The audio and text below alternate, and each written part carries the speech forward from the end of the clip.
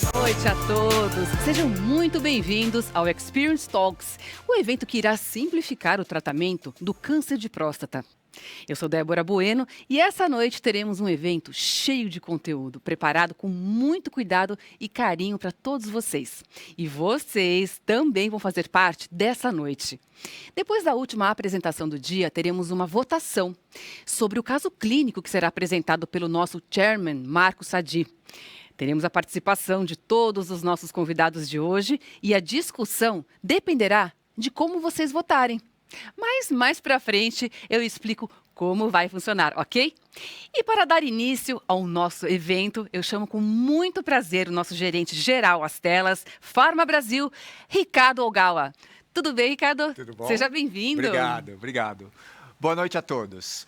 Em nome das telas, gostaria de agradecer imensamente a participação de cada um de vocês neste evento minuciosamente organizado pelas telas e chancelado pela SBU, o Experience Talks. O comitê organizador preparou uma agenda científica dinâmica, com palestras curtas, porém profundas, onde os speakers enfatizarão a importância dos urologistas na jornada de tratamento do paciente com câncer de próstata, uma vez que os tratamentos estão vindo para cenários cada vez mais precoces. Como muitos de vocês devem ter conhecimento, a parceria das telas com a Sociedade Médica de Urologia vem de longa data e queremos consolidar ainda mais esta sinergia através do apoio a eventos inovadores como este, visando ampliar cada vez mais a educação continuada dos profissionais da saúde.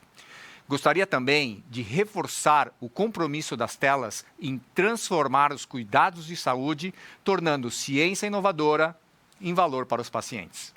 Espero que o encontro supere as suas expectativas e que todos aproveitem para sanar eventuais dúvidas sobre os temas abordados. Um bom evento a todos.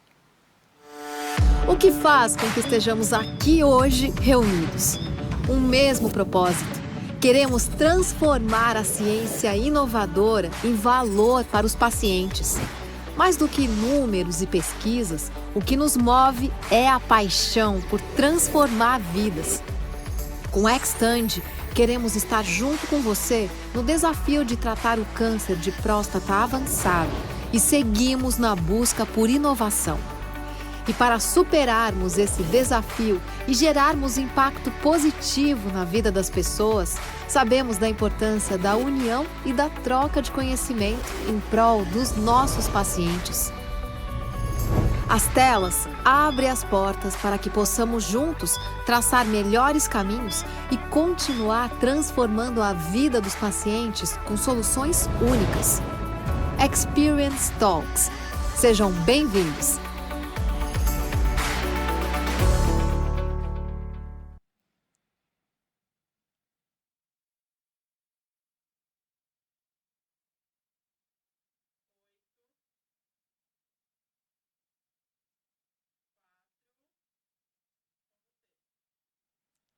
É isso aí, sejam muito bem-vindos e muito obrigada, Ogawa.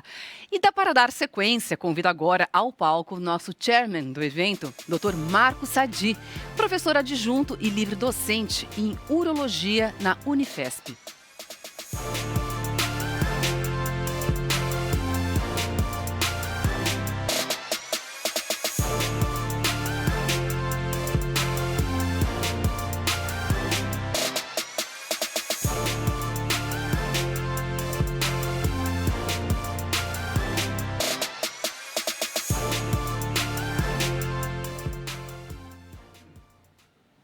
Olá a todos, é um grande prazer estar aqui. Eu queria inicialmente agradecer às telas, essa parceria com a Sociedade Brasileira de Urologia, por essa iniciativa muito interessante. É um tipo de um TED Talks em urologia, super informal, mas super importante.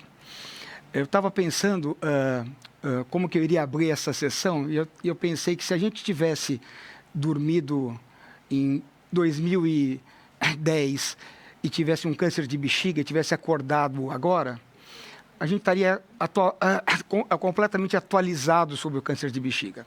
No entanto, aqueles que dormiram em 2010 e acordaram agora, vão sofrer uma novidade enorme no câncer de próstata, porque houve uma revolução que aconteceu nesses últimos anos, normalmente nos últimos 3, 4 anos nessa área.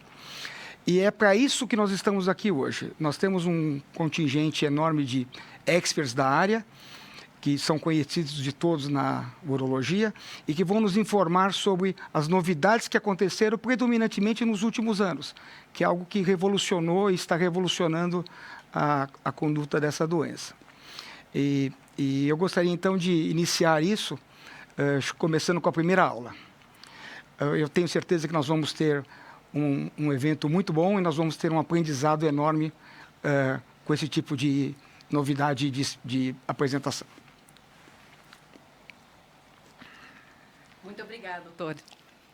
Obrigada mais uma vez, doutor Sadi. Vamos então dar início às apresentações. A cada apresentação teremos uma pesquisa sobre o que vocês acharam da aula. É apenas assim uma pergunta e pedimos que respondam para que as telas entendam se o conteúdo produzido é relevante e de interesse de vocês.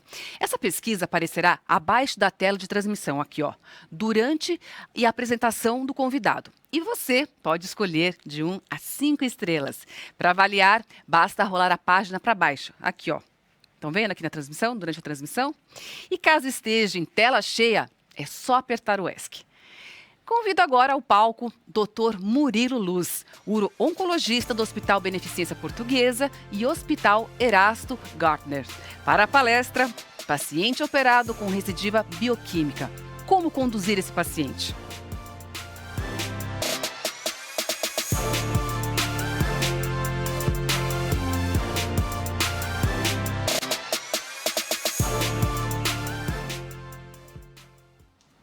Boa noite a todos. Obrigado às telas e à SBU pelo convite para falar nesse importante evento. Indo direto ao assunto, sem mais delongas, a ideia é a gente falar um pouquinho sobre a recidiva bioquímica no paciente pós-prostatectomia.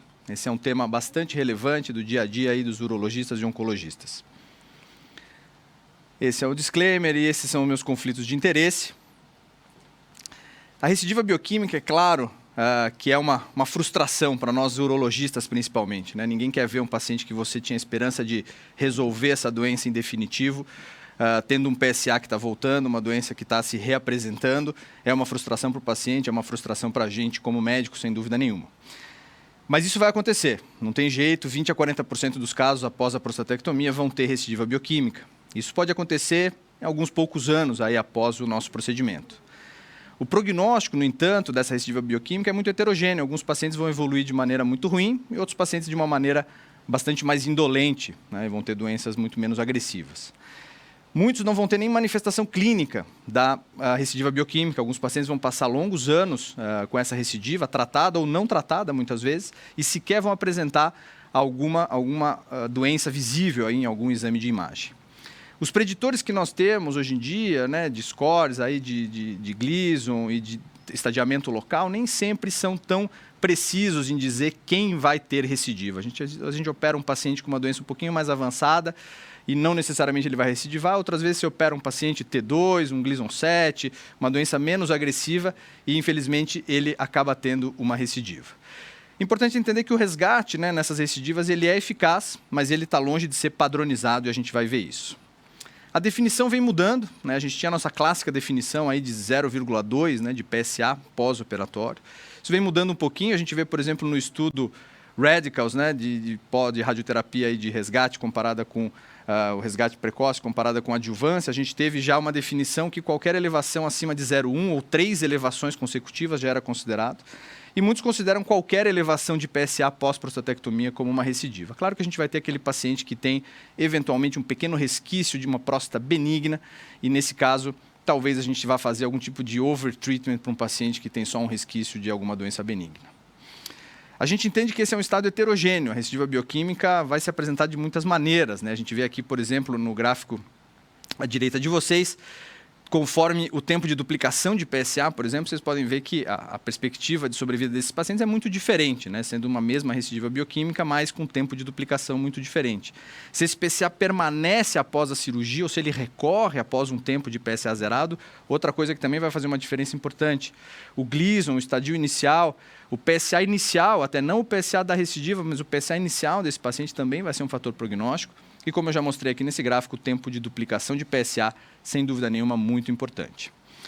A avaliação a gente já sabe, né? Isso aqui eu estou colocando, está quase ficando histórico já. A gente sabe que a cintilografia óssea tem uma chance muito pequena de conseguir ver qualquer doença nessas recidivas, né? Eu trouxe aqui, esse é um trabalho de 98, mostrando que é menor do que 5% a chance de você ter uma cintilografia positiva, já com PSAs muito elevados, aí, acima de 30 ou 40.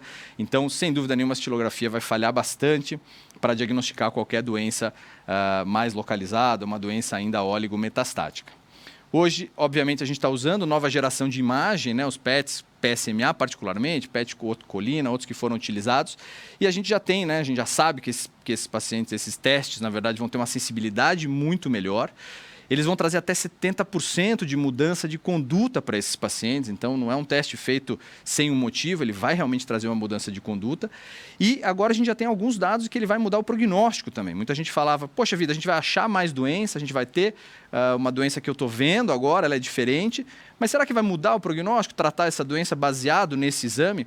E por mais que isso talvez não seja um endpoint necessário para todos os exames, a gente não teve esse endpoint para as tomografias nem para as cintilografias, mas acreditem, ele está chegando para o PET-PSMA. Esse é um estudo recente que foi publicado no Lancet nesse ano, mostrando que pacientes que foram tratados com radioterapia de resgate na recidiva bioquímica, quando eles utilizaram o PET-PSMA para direcionar esse tratamento, eles tiveram uma melhor sobrevida livre de eventos. Aqui vocês veem um PAI limítrofe de 0,05, mas essa mesma análise aqui foi feita de maneira multivariada, esse P foi para 0,03 e realmente isso foi estatisticamente significante, ou seja, faz diferença para o prognóstico desse paciente se ele foi tratado usando o PET-PSMA ou usando métodos convencionais. Então, um dado que a gente já tem na recidiva bioquímica, muita gente dizia que, poxa, só eu saber disso mais cedo não vai trazer talvez diferença para o meu paciente, agora não, a gente já tem um dado mais sólido de que isso realmente traz doença para esse grupo de pacientes.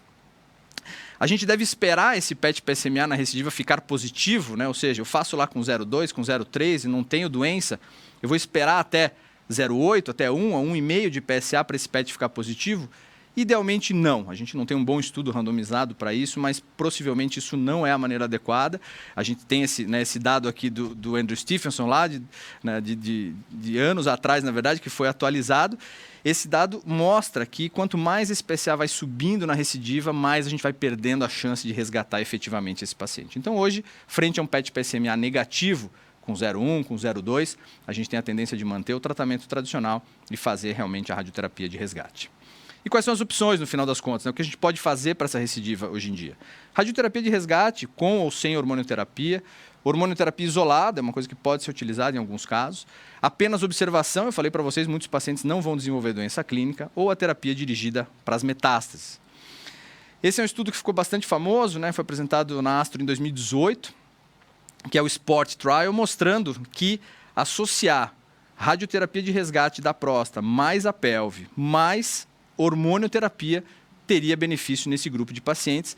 E à direita vocês veem uma análise de subgrupo mostrando que se esse PSA for abaixo de 0,34, talvez a associação de pelve, de radiação da pelve, não faça tanta diferença. Então, talvez nesse grupo a gente possa fazer realmente próstata mais hormonioterapia, mas para o grupo todo, né, como um todo sendo avaliado, basicamente o mais indicado seria radioterapia do leito mais da pelve, seguido de radioterapia, de hormonioterapia associada à hormonioterapia. Esse é o estudo SPORT, talvez o estudo mais importante que foi feito nesse cenário. Esses dois estudos também ficaram muito famosos, são estudos que avaliaram a adição de hormonioterapia nesse cenário. O GETUG AFU16, que usou o cenário, na verdade, de pacientes que tinham zerado o PSA no pós-operatório por pelo menos 6 meses e depois tiveram a recidiva bioquímica, e o RTOG 9601, que teve um cenário um pouquinho diferente, eram pacientes que persistiram com PSA. O primeiro usou 6 meses de análogo e o outro usou 2 anos de bicalutamida. Então, os dois foram positivos, os dois demonstraram benefício dessa associação da hormonioterapia. Essa é uma subanálise do RTOG 9601, que é esse estudo que usou bicalutamida com radioterapia no resgate. E ele é muito interessante, porque possivelmente existem subgrupos desses pacientes com recidiva que se beneficiam mais ou menos. Aqui, no caso, ele utilizou o Decipher, que é um Genomic Classifier, para definir a gravidade da doença e ver qual realmente seria a diferença em utilizar a bicalutamida. E observem aí no gráfico que vocês têm mais à direita de vocês, onde está marcado, nos pacientes que tinham um baixo risco pelo Decipher, a diferença, né, de benefício, aqui ele está falando esse dado aqui é um dado de diferença de benefício. Essa diferença de benefício foi de apenas 2%. Então, talvez esse grupo que tem eventualmente um PSA mais baixo, tem uma biologia mais favorável, e aí, no caso aqui tem um Decipher com baixo risco, se favoreça menos, tenha menos benefício dessa adição de hormonioterapia. Então, o dado que a gente tem hoje mais correto é, a princípio, sim, utilizar o bloqueio, né, a hormonioterapia junto com a radioterapia de resgate, mas vale a discussão caso a caso, porque talvez alguns pacientes não necessitem dessa associação dos dois tratamentos e possam utilizar apenas a radioterapia isolada.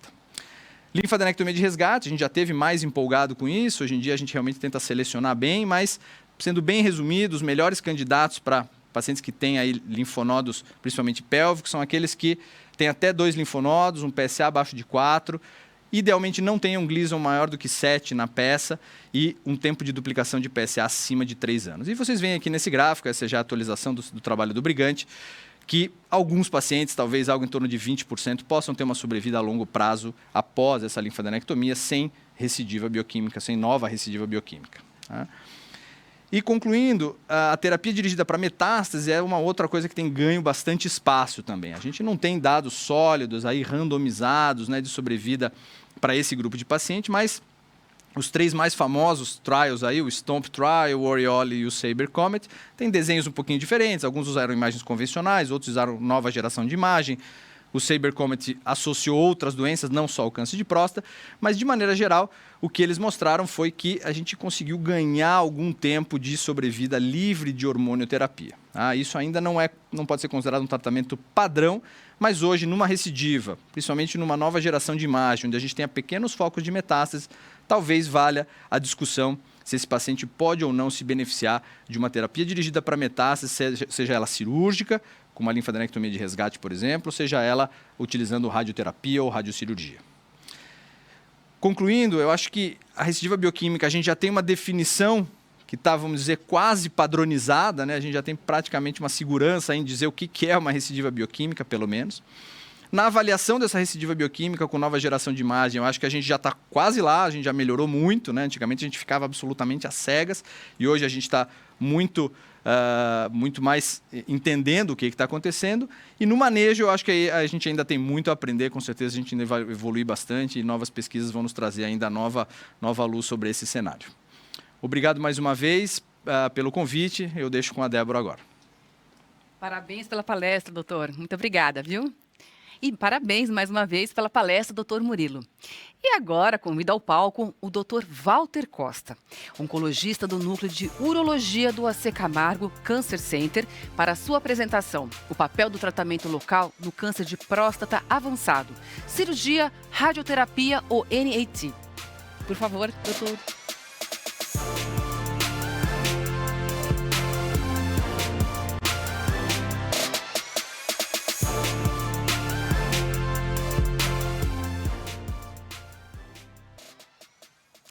Bom, boa noite.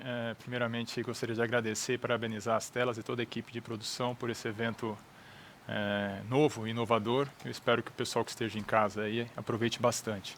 Eu vou estar falando de um tema interessante, que é o papel do tratamento local no câncer avançado, o papel da cirurgia, da rádio e dos novos agentes hormonais.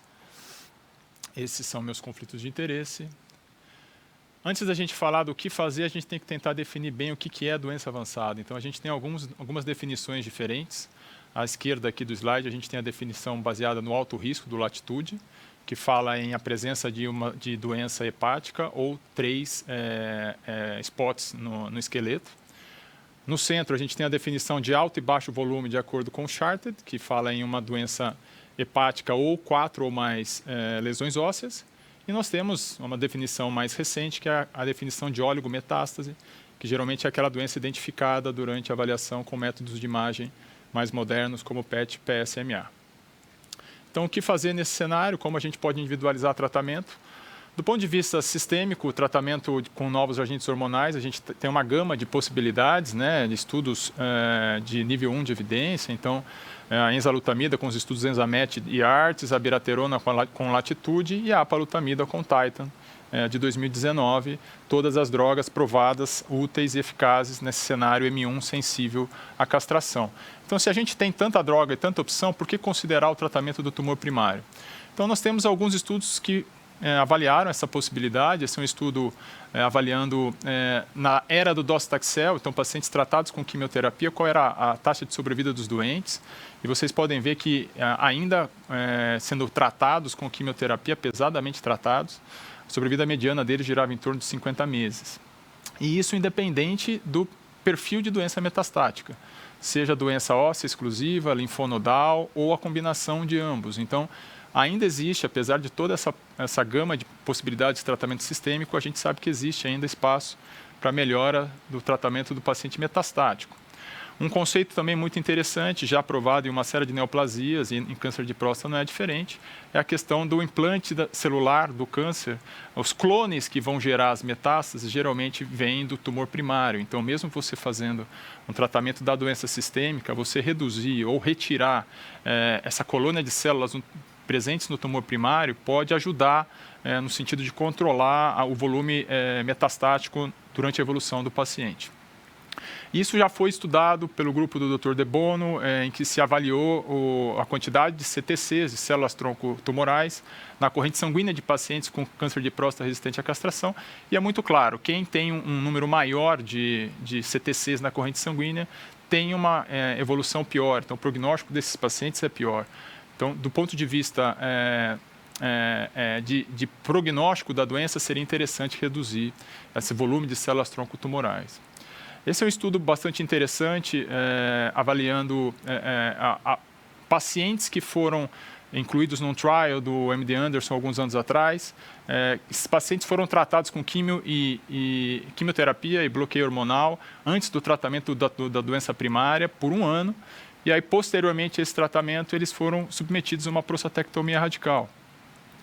E os autores foram veementes em confirmar e afirmar que nesses pacientes, apesar de um tratamento bastante pesado com quimioterapia e hormonioterapia, todos eles apresentavam no tumor primário, na próstata, ainda a doença ativa e com fenótipo bastante agressivo. Ou seja, o tratamento sistêmico ele não vai influenciar ou vai influenciar muito pouco no tratamento do tumor primário, né? Então, se a gente está falando que o tratamento sistêmico não traz tanto efeito assim no tumor primário, nós estamos propondo algum tratamento. Então, no caso da cirurgia especificamente, acho que os colegas que estão nos assistindo acompanham essa curva com bastante facilidade já hoje. Esse é o número, a porcentagem de prostatectomias radicais realizadas nos Estados Unidos utilizando-se o método minimamente invasivo. Então, houve uma popularização enorme da técnica robô-assistida. Hoje é a grandíssima maioria das cirurgias realizadas por lá. E as séries têm nos mostrado que esse tipo de abordagem traz, sim, uma taxa de complicação relativamente menor no que diz respeito a complicações de maneira geral, necessidade de transfusão sanguínea, tempo de permanência no hospital, entre outras coisas. Associado a isso, tem toda essa questão que é muito polêmica, mas existem alguns estudos já mostrando que na cirurgia robô-assistida a gente teria uma recuperação mais precoce, principalmente da função sexual, em comparação à cirurgia retropúbica convencional. Então, é um motivo ainda de bastante debate, mas alguns estudos vão nesse caminho. Então, se a gente tem uma cirurgia menos mórbida, você fazer a cirurgia num cenário, por exemplo, metastático, você traz alguma implicação do ponto de vista de desfecho. Então, do ponto de vista oncológico, faz sentido. Esse é um estudo interessante da European Urology, analisando os dados do SEER, que é aquele banco de dados públicos dos Estados Unidos, com mais de quase 8 mil pacientes. E o que eles fizeram aqui? Compararam o desfecho de pacientes com câncer de próstata metastático na dependência do tratamento do tumor primário ou não, e desse tratamento, que tipo de tratamento foi feito. Se foi feito o tratamento cirúrgico ou feito o tratamento, nesse caso aqui, com bracterapia. E o que eles perceberam, óbvio, é um estudo que tem uma série de vieses envolvidos, mas o paciente que em algum momento da sua história de tratamento, ele foi submetido ao tratamento do primário, de uma forma geral, a evolução é melhor. Então, isso tanto na análise de sobrevida global, como na análise de sobrevida câncer específica. A gente vê aqui que os pacientes submetidos à prostatectomia radical, em algum momento, tendem a ter uma taxa de sobrevida melhor do que aqueles que não foram tratados. Isso leva, na análise multivariada desse estudo, um hazard ratio protetor de 0,38. Então, os pacientes que foram submetidos a tratamento, 0,38 de hazard ratio comparado com aqueles pacientes que não foram tratados localmente. E isso também independente do estágio metastático. Então, desde doença puramente óssea até doença em tecidos moles ou a combinação de ambos, como a gente pode ver aqui. E esse é outro estudo avaliando, aqui é uma série de casos, o estudo anterior era um estudo populacional, aqui é uma série de casos, multicêntrico europeu, 106 pacientes, com doença oligometastática no momento do diagnóstico, que foram submetidos à prostatectomia radical. Então, o que nós temos aqui, como vocês conseguem ver no quadro, uma porcentagem bastante elevada de doença extracapsular, então T3 e T4, 71% dos pacientes com metástase linfonodal já no estadiamento clínico. E os resultados de complicações são bastante aceitáveis. Então, uma taxa de recuperação que gira em torno de 2%, readmissões de 3,8% e necessidade de transfusão sanguínea de 14%. Ou seja, aparentemente, operar esses casos com doença oligometastática não é muito diferente de você operar, por exemplo, um tumor localizado T3, um tumor localmente avançado. A presença dessa doença metastática não aumenta as taxas de complicação do procedimento cirúrgico. E as taxas de sobrevida também, follow-up curto, é verdade, mas com taxas de sobrevida também bastante aceitáveis nessa população. Então, isso foi cirurgia. Agora a gente vai falar de radioterapia. Radioterapia, o nível de evidência já é mais robusto. Aqui nós temos o STAMPEDE, um estudo também de nível de evidência 1, randomizado, prospectivo, avaliando o papel da radioterapia em pacientes diagnosticados com doença metastática. Então, 1.000 pacientes para cada grupo. Vocês podem ver na curva de cima que não houve uma diferença na taxa de sobrevida global, mas na taxa de falha de PSA, sim. E quando você divide esses pacientes de acordo com o critério do Charted em baixo volume e alto volume, a gente consegue ver claramente que aqueles pacientes que tiveram baixo volume de doença no momento do diagnóstico, se referem aqui a esses dois quadros da esquerda, houve um impacto significativo tanto nas taxas de sobrevida global como nas taxas de sobrevida livre de progressão metastática. Então, para pacientes com baixo volume, hoje em dia já é uma conduta que é estabelecida. O outro estudo é o estudo HORAD, que tem um formato parecido, pacientes exclusivamente metastáticos e PSA maior do que 20, tiveram também um achado semelhante, apenas com benefício na sobrevida livre de progressão de PSA. Uma meta-análise recente, unindo esses dois grupos, foi publicada agora e o que os autores demonstram, mais uma vez, nos pacientes com baixo volume de doença metastática, você pensar em uma radioterapia no tumor primário é uma conduta a se pensar com bastante carinho. Então, sendo bem claro, como mensagens finais, a terapia sistêmica é a terapia ainda padrão nesse tipo de situação, está amplamente associada com benefício clínico nesses doentes em uma série de estudos com drogas diferentes. O tratamento do tumor primário com a radioterapia, ele já foi provado em estudos de nível de evidência 1, então deve ser considerada nas situações de doença de baixo volume. O tratamento cirúrgico no cenário de doença metastática ainda permanece como sendo recomendada a sua utilização apenas em centros de referência, equipe bastante treinada e, de preferência, esses pacientes têm que ser incluídos em estudos clínicos. Acho que era isso que eu tinha para dizer. Débora, por favor. Obrigada, doutor. Muito obrigada pela excelente apresentação, doutor Walter. Bom, lembrando que durante cada apresentação estarão disponíveis as estrelas para avaliação dos conteúdos. Então, continuem participando, tá legal? E dando prosseguimento ao nosso Experience Talks, convido para a participação remota o Dr. Fernando Meyer, doutor em cirurgia e professor titular de urologia na PUC Paraná, para a sua aula Por que o urologista deve tratar o paciente no cenário hormônio sensível?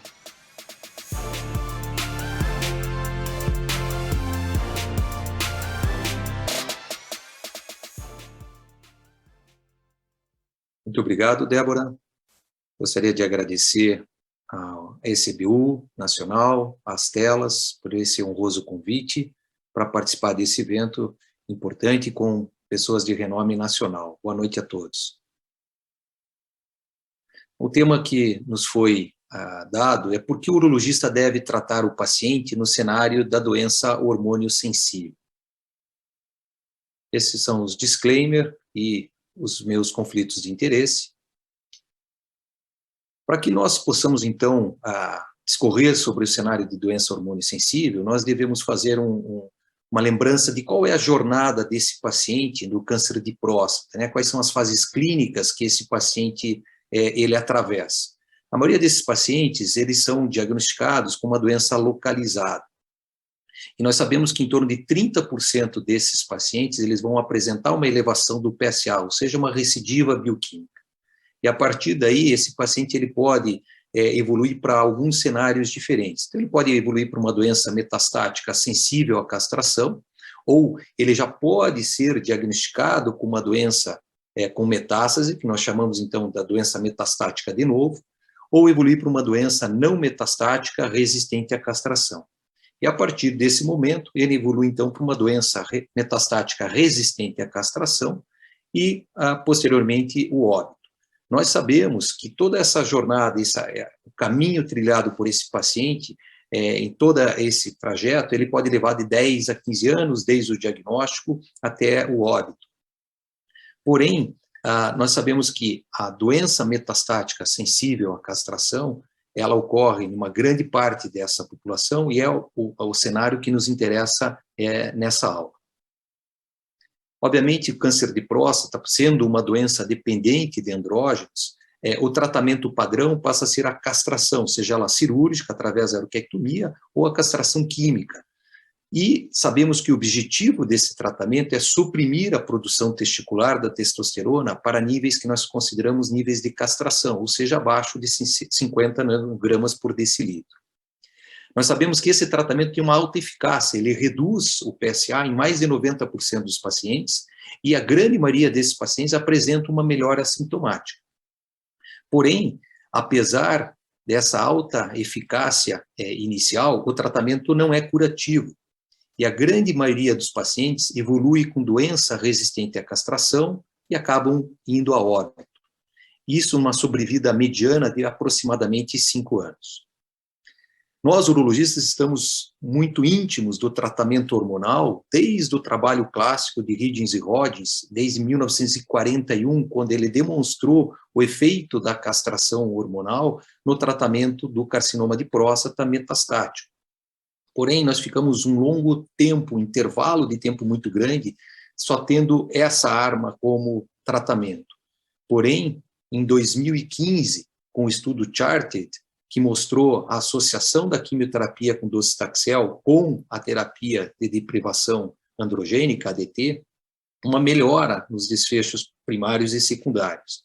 E após isso vieram os novos agentes hormonais. Então, em 2017, o estudo Latitude mostrou a eficácia da abiraterona, e depois, em 2019, o estudo Titan com a apalutamida, e os estudos Artes e Enzamet com a enzalutamida também mostraram melhoras do desfecho, tanto primário quanto secundário, com a utilização dessas drogas.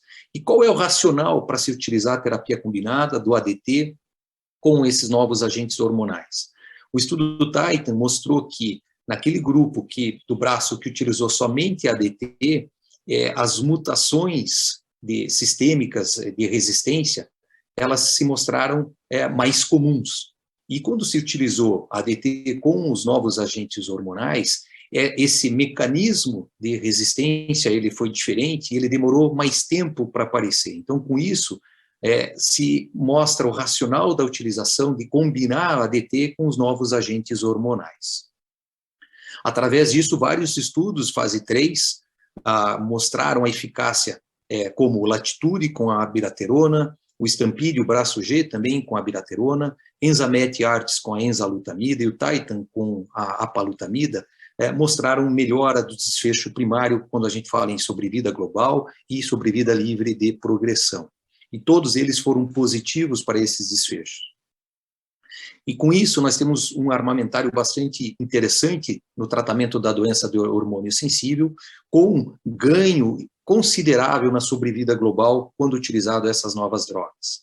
Com isso, os guidelines, as diretrizes internacionais, começaram a sugerir como tratamento padrão a utilização desse tratamento combinado. Então, aqui nós vemos o guideline da NCCN de 2021, mostrando no cenário de doença hormônio sensível, quando ela é metastática, que se deve associar a ADT, ou a apalutamida, ou enzalutamida, ou a abiraterona, ou a quimioterapia com docetaxel.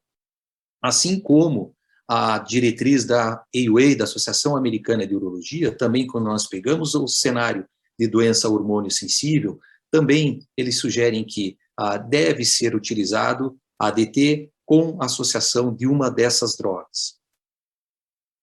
Então, hoje, nós temos um cenário bastante interessante do tratamento do câncer de próstata em todos os cenários da doença, desde a doença localizada até a doença hormônio sensível não metastática, metastática, doença resistente à castração não metastática e também metastática, saindo desde vigilância ativa, cirurgia, radioterapia, passando pelo tratamento hormonal e depois drogas-alvo, imunoterapia e quimioterapia. No cenário de doença hormônio sensível, nós vemos que 3/4 das drogas que nós podemos utilizar são drogas de uso oral, associado à hormonioterapia, que, como eu já falei, faz parte do dia a dia do urologista desde 1941. Quais são os fatores envolvidos na escolha do tratamento do paciente? Obviamente, nós vamos ver a idade desse paciente, quais são as comorbidades que ele tem, a expectativa de vida. Nós vamos ver a doença, a histologia, é uma doença de alto risco, é uma doença que está no estágio avançado, qual é a bioquímica desse tipo de tumor. Se esse paciente foi exposto ou não a tratamentos prévios. Obviamente, e não menos importante, o acesso a essas medicações, a disponibilidade, o custo, né, principalmente no nosso meio, que é muito importante, e a preferência do paciente e do médico, que é aquilo que nós damos tanta ênfase hoje na individualização do tratamento. Nós sabemos que o uso desses inibidores de receptor androgênio por longo prazo, ele tem benefícios como um melhor controle da doença, uma redução da doença metastática, uma melhora da sobrevida global. Por exemplo, porém, nós temos riscos potenciais no uso a longo prazo. Por exemplo, a toxicidade do uso dessas medicações a longo prazo. Nós temos implicações no sequenciamento da utilização dessas drogas no tratamento e, obviamente, implicações econômicas, já que são drogas de alto custo. Então, se faz uma pergunta, a necessidade de encaminhar ao oncologista no cenário hormônio sensível, nós, como urologistas, quando estivermos diante dessa situação, devemos encaminhar ao oncologista? Essa pergunta foi feita há quase 10 anos no Congresso Paulista de Urologia e mais de 1.600 urologistas responderam que, em torno de 80% deles, responderam que encaminhavam o paciente. E desses, mais de 2/3 mostraram que eles tinham a intenção, ou muita intenção, de tratar esse paciente no futuro. E o futuro é hoje, né? Nós passamos praticamente 10 anos, em 2012 nós não tínhamos essas possibilidades, essas novas drogas, esses novos agentes hormonais, e nós, urologistas, já tínhamos a intenção de tratar esse paciente, e hoje nós temos essas armas. Então, hoje, esse paciente é o paciente que o urologista deve tratar, sem sombra de dúvida nenhuma. Esse é um estudo de mercado americano, somente com as drogas utilizadas para câncer de próstata, em que ele faz uma avaliação, uma perspectiva, até 2025, como é que vai ser a utilização dessas drogas. E nós vemos aqui, nos gráficos em azul claro, que a tendência é muito grande de se utilizar cada vez mais a terapia hormonal, ou seja, mostrando que esse paciente, ele pode ficar na mão do urologista. Então, respondendo essa pergunta, a necessidade de encaminhar um oncologista nesse cenário, talvez e provavelmente nessas perspectivas futuras do tratamento sistêmico, quando nós utilizamos o tratamento hormonal associado aos novos agentes hormonais, esse paciente é um paciente que, sem problema nenhum, vai ficar na mão do urologista. Nós sabemos lidar com hormonioterapia. A maioria dessas drogas são drogas de uso oral, que têm toxicidade leve, na grande maioria das vezes, efeitos adversos que, na maioria das vezes, são de fácil manejo.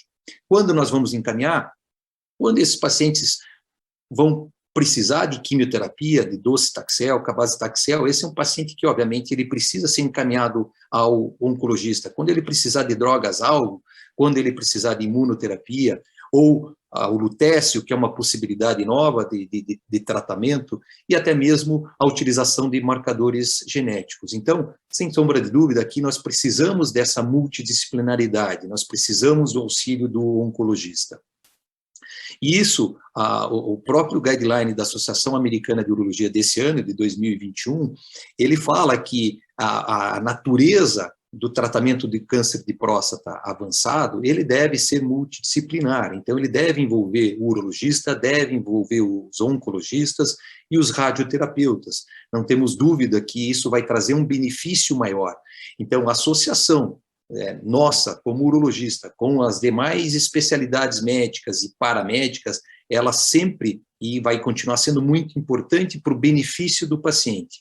Mas, sem sombra de dúvidas, atualmente o urologista ele tem um papel extremamente importante do tratamento nesse cenário. Como nós vimos, são drogas de uso oral associado à hormonioterapia, que faz parte do cenário do tratamento do urologista. Então, o urologista ele já tinha um papel extremamente importante nessa área e agora ele vai ter um papel maior. Nós devemos tratar esse paciente, nós devemos ficar com esse paciente. Então, isso é extremamente importante para que a nossa classe de urologista entenda isso, que pode ser tratado, esse paciente deve ficar na mão do urologista, e não estou aqui dizendo que não devemos ter o auxílio dessas outras especialidades, com certeza devemos ter, né? É um tratamento multidisciplinar, mas nesse cenário, esse paciente ele pode ser e deve ficar com um urologista. E eu quero aqui lembrar uma frase do professor Marco Sadi, eu tenho certeza que depois ele vai dizer que essa frase não é dele, mas eu ouvi ele falar isso há muitos anos, que ele disse assim: se todos os urologistas focarem seus conhecimentos exclusivamente no tratamento cirúrgico das doenças, principalmente do câncer de próstata, o futuro nos reservará um papel de técnico, sem participação direta sobre a conduta e o destino dos nossos pacientes. Então, é extremamente importante que nós nos demos a mão para que o tratamento desse paciente ele possa ser o mais eficaz possível, que todos nós, urologistas, tenhamos acesso a esse tipo de tratamento. Muito obrigado. Muito obrigada a você, Dr. Fernando. Lembrando que nossos convidados voltarão ao final das apresentações para discussão de caso. Agora, novamente, por participação remota, convido para a sua palestra o Dr. Lucas Nogueira, coordenador de pesquisa clínica em urologia no Hospital das Clínicas UFMG, com o tema Aspectos práticos do tratamento com os novos inibidores do receptor de androgênio.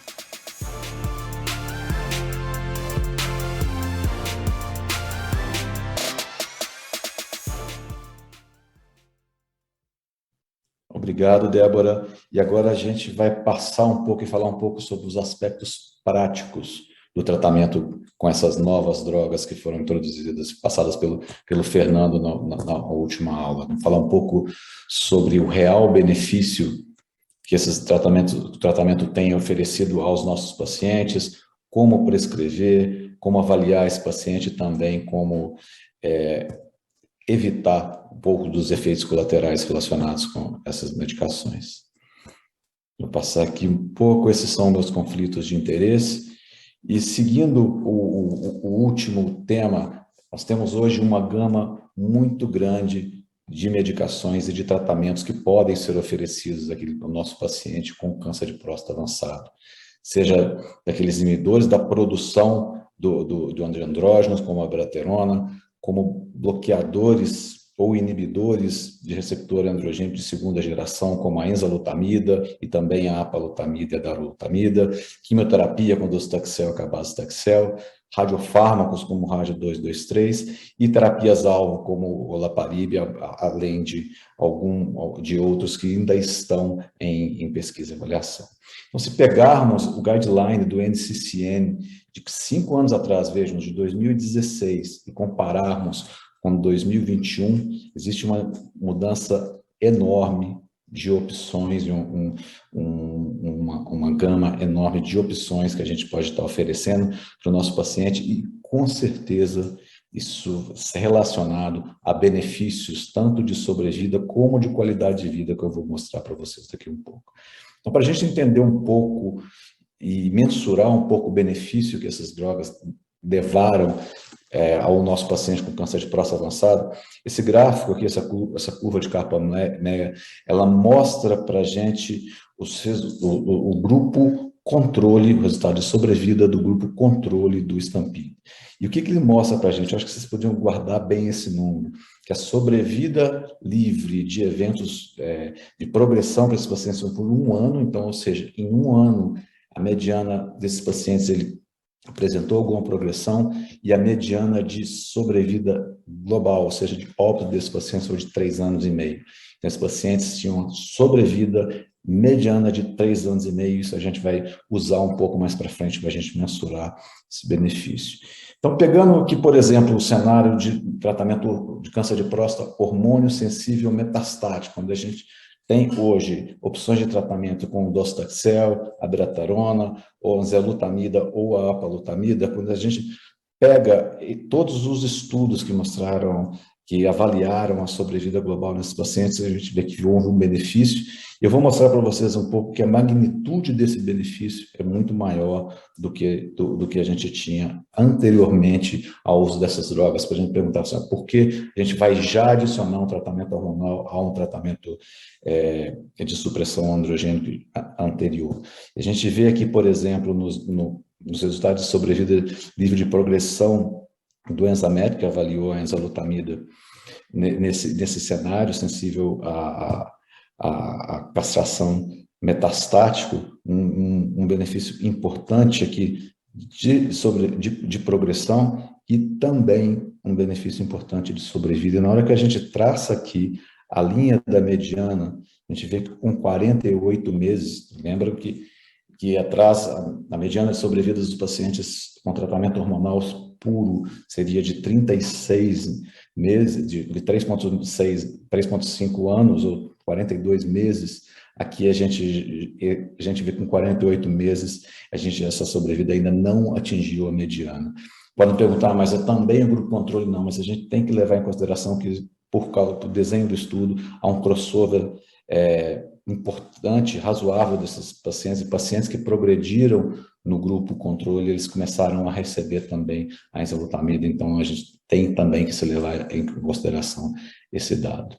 E além do benefício de sobrevida, a gente tem um benefício de qualidade de vida razoável e importante para esses pacientes. A gente vê aqui, tanto com a quimioterapia, esse primeiro gráfico à esquerda, com o docetaxel, aqueles pacientes que recebiam quimioterapia, eles tinham uma diminuição de qualidade de vida no início, mas depois essa qualidade, os dados de qualidade de vida, eles mostraram uma curva ascendente, tanto aqui no gráfico à direita com a abiraterona, mostrando está baixo ali, quanto mais para baixo o vermelho, relacionado à melhor qualidade de vida, e também com os inibidores, os antiandrogênicos de segunda geração, tanto a apalutamida como a enzalutamida, aqui a enza no gráfico à direita, mostrando inclusive uma certa melhora de qualidade de vida nos pacientes que receberam o tratamento. Então, a gente tem aqui o que esse paciente ganha, ele ganha vida com qualidade, e isso foi o mais importante.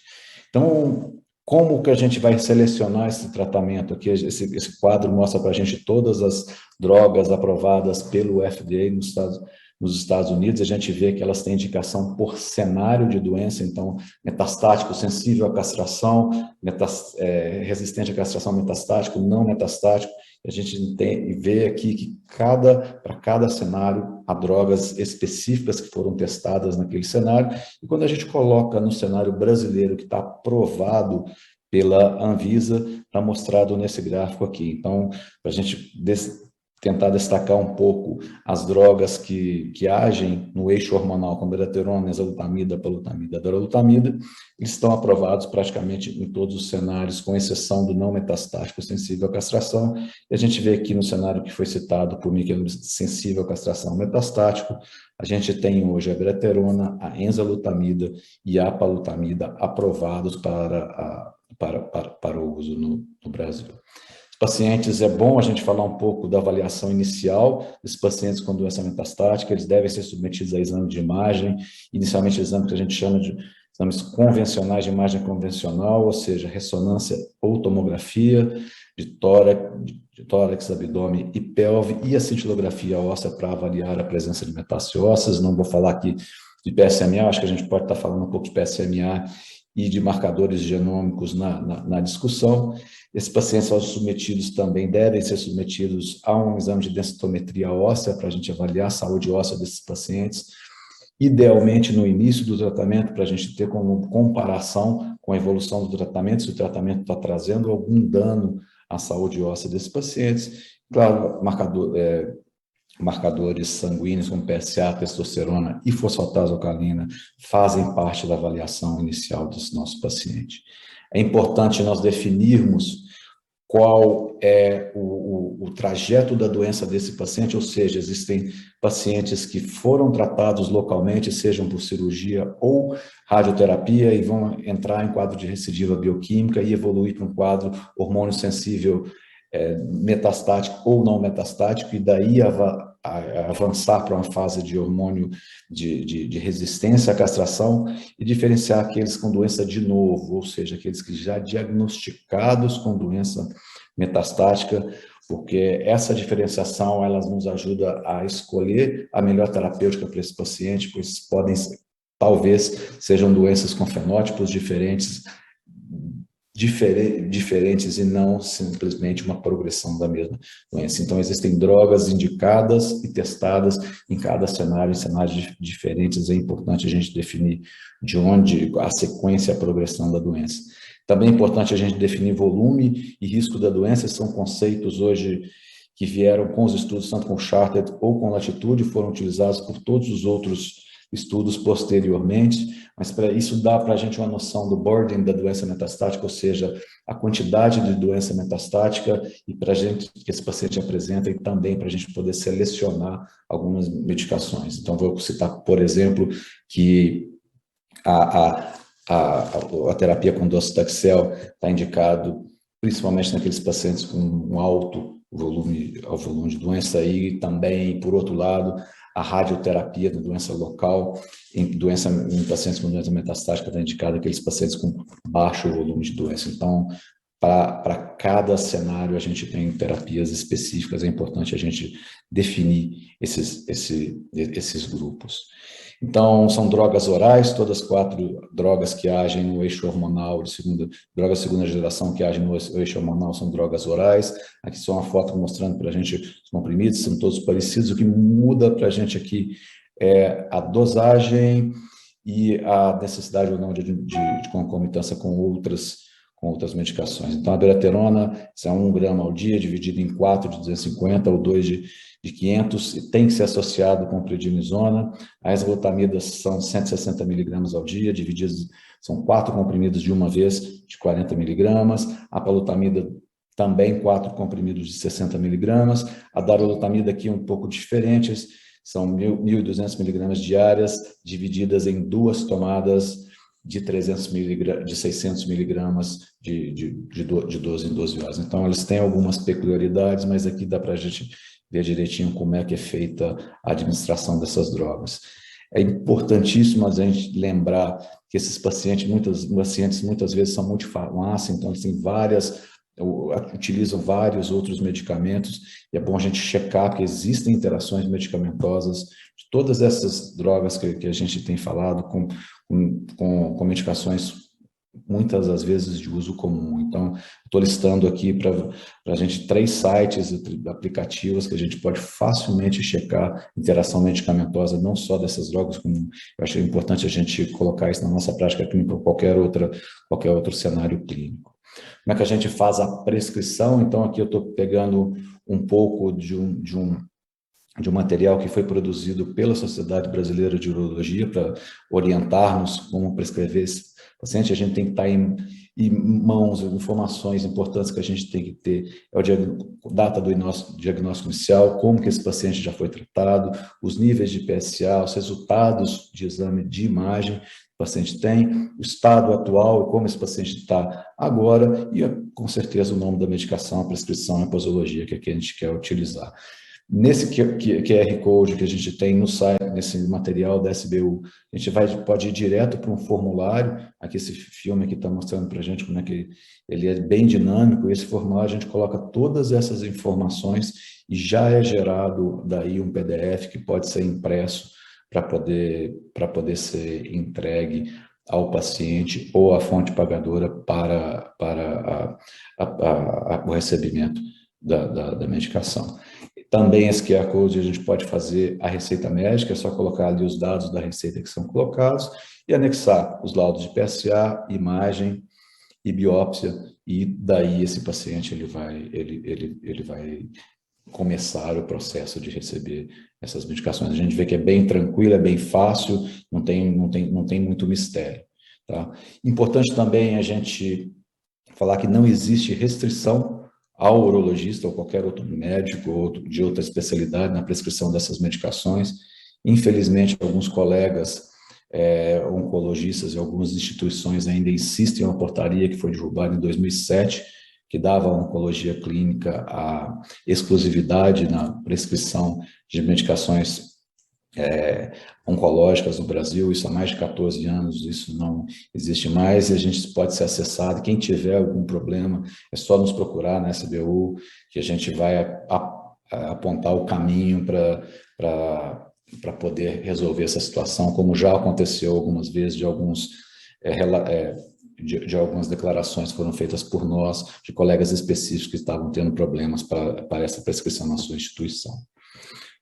Ponto importante também, a saúde óssea desses pacientes. Pelo próprio tratamento, eles podem ter um risco maior de osteoporose no cenário sensível à castração, um pouco diferente no cenário resistente à castração, onde a gente tem que ter uma proteção óssea contra eventos adversos, mas no cenário específico de câncer de próstata avançado, sensível à castração, os pacientes têm que ter uma proteção óssea contra o desenvolvimento de osteoporose. É feita com reposição de carbonato de cálcio, vitamina D e um inibidor de osteólise, como o ácido zoledrônico, que ele é feito anualmente, ou com o denosumab, que é feito a cada 6 meses. Então, o que é importante a gente saber que, no cenário sensível à castração, a utilização dessas medidas visa a diminuição do risco de osteoporose nesses pacientes. Muito importante também a gente reconhecer que todas as medicações têm efeitos colaterais específicos, como o tratamento hormonal de primeira linha, vamos dizer, em si, e é interessante salientar aqui que talvez a fadiga seja um ponto comum entre cada uma dessas drogas, seja a droterona, a exalutamida, a apalutamida, a doralutamida. E existem situações e efeitos colaterais específicos para cada um. Isso vai ser um pouco discutido e falado no próximo tema com o Felipe e com a Cristiane. E eu acho que o mais importante disso, com relação aos efeitos colaterais, é a gente estar prevenindo esses efeitos. Então, medidas simples, e às vezes a gente coloca esse acrônimo do ABCDE, na verdade, mas a gente ter uma saúde cardiovascular bem colocada e trabalhada, com reabilitação cardiovascular naqueles que precisam, e profilaxia para eventos tromboembolíticos com aspirina naqueles que precisam, manter um bom nível pressórico de colesterol e de glicose, e atividade física. Nunca é muito a gente falar que a atividade física está relacionada a vários benefícios no paciente, inclusive benefícios em pacientes com doença oncológica. A gente vê esses benefícios cada vez mais preeminentes. Então, eu vou agradecer a todos, eu vou parar por aqui e eu vou passar para a próxima palestra com o Felipe e com a Cristiane, que eles vão estar abordando um pouco mais a questão de efeitos colaterais nesses pacientes. Muito obrigado, uma boa noite. Muito obrigada pela sua apresentação, Dr. Lucas. E agora eu gostaria de convidar uma dupla para a próxima palestra, que abordará o tema Aspectos Psicológicos e Práticos no Manejo de Eventos Adversos. Por favor, doutora Cristiane Bergerot, doutora em Psicologia da Saúde no Centro de Câncer de Brasília, e doutor Felipe Lotti, especialista em Urologia Oncológica no INCA. Sejam muito bem-vindos.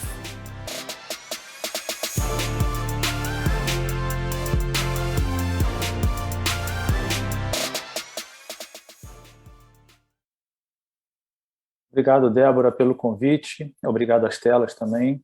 É um prazer estar aqui hoje com vocês para falarmos um pouco sobre os aspectos psicológicos e práticos no manejo dos eventos adversos.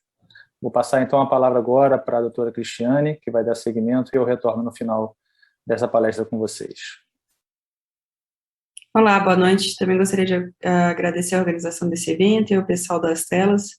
É um prazer estar aqui com vocês hoje. Bom, então o nosso tema vai ser, o que a gente vai discutir hoje serão os aspectos psicológicos e práticos no manejo de eventos adversos. Esses são os nossos conflitos de interesses. Bom, nos últimos 10 anos, é claro que houve um aumento expressivo nas opções de tratamentos para câncer de próstata, e a enzalutamida ela tem um papel de suma importância nesse tratamento sistêmico. Dentre os principais efeitos adversos que os pacientes vêm reportando com o uso dessa droga, eu destacaria a fadiga, o fogacho, a insônia e alguns sintomas emocionais e a própria função sexual. Contudo, existem inúmeras opções de terapêuticas que vêm se mostrando efetiva para o manejo desses sintomas. Por exemplo, no caso da fadiga, a gente tem alguns aplicativos que foram desenhados especificamente para ajudar o paciente no manejo desse sintoma.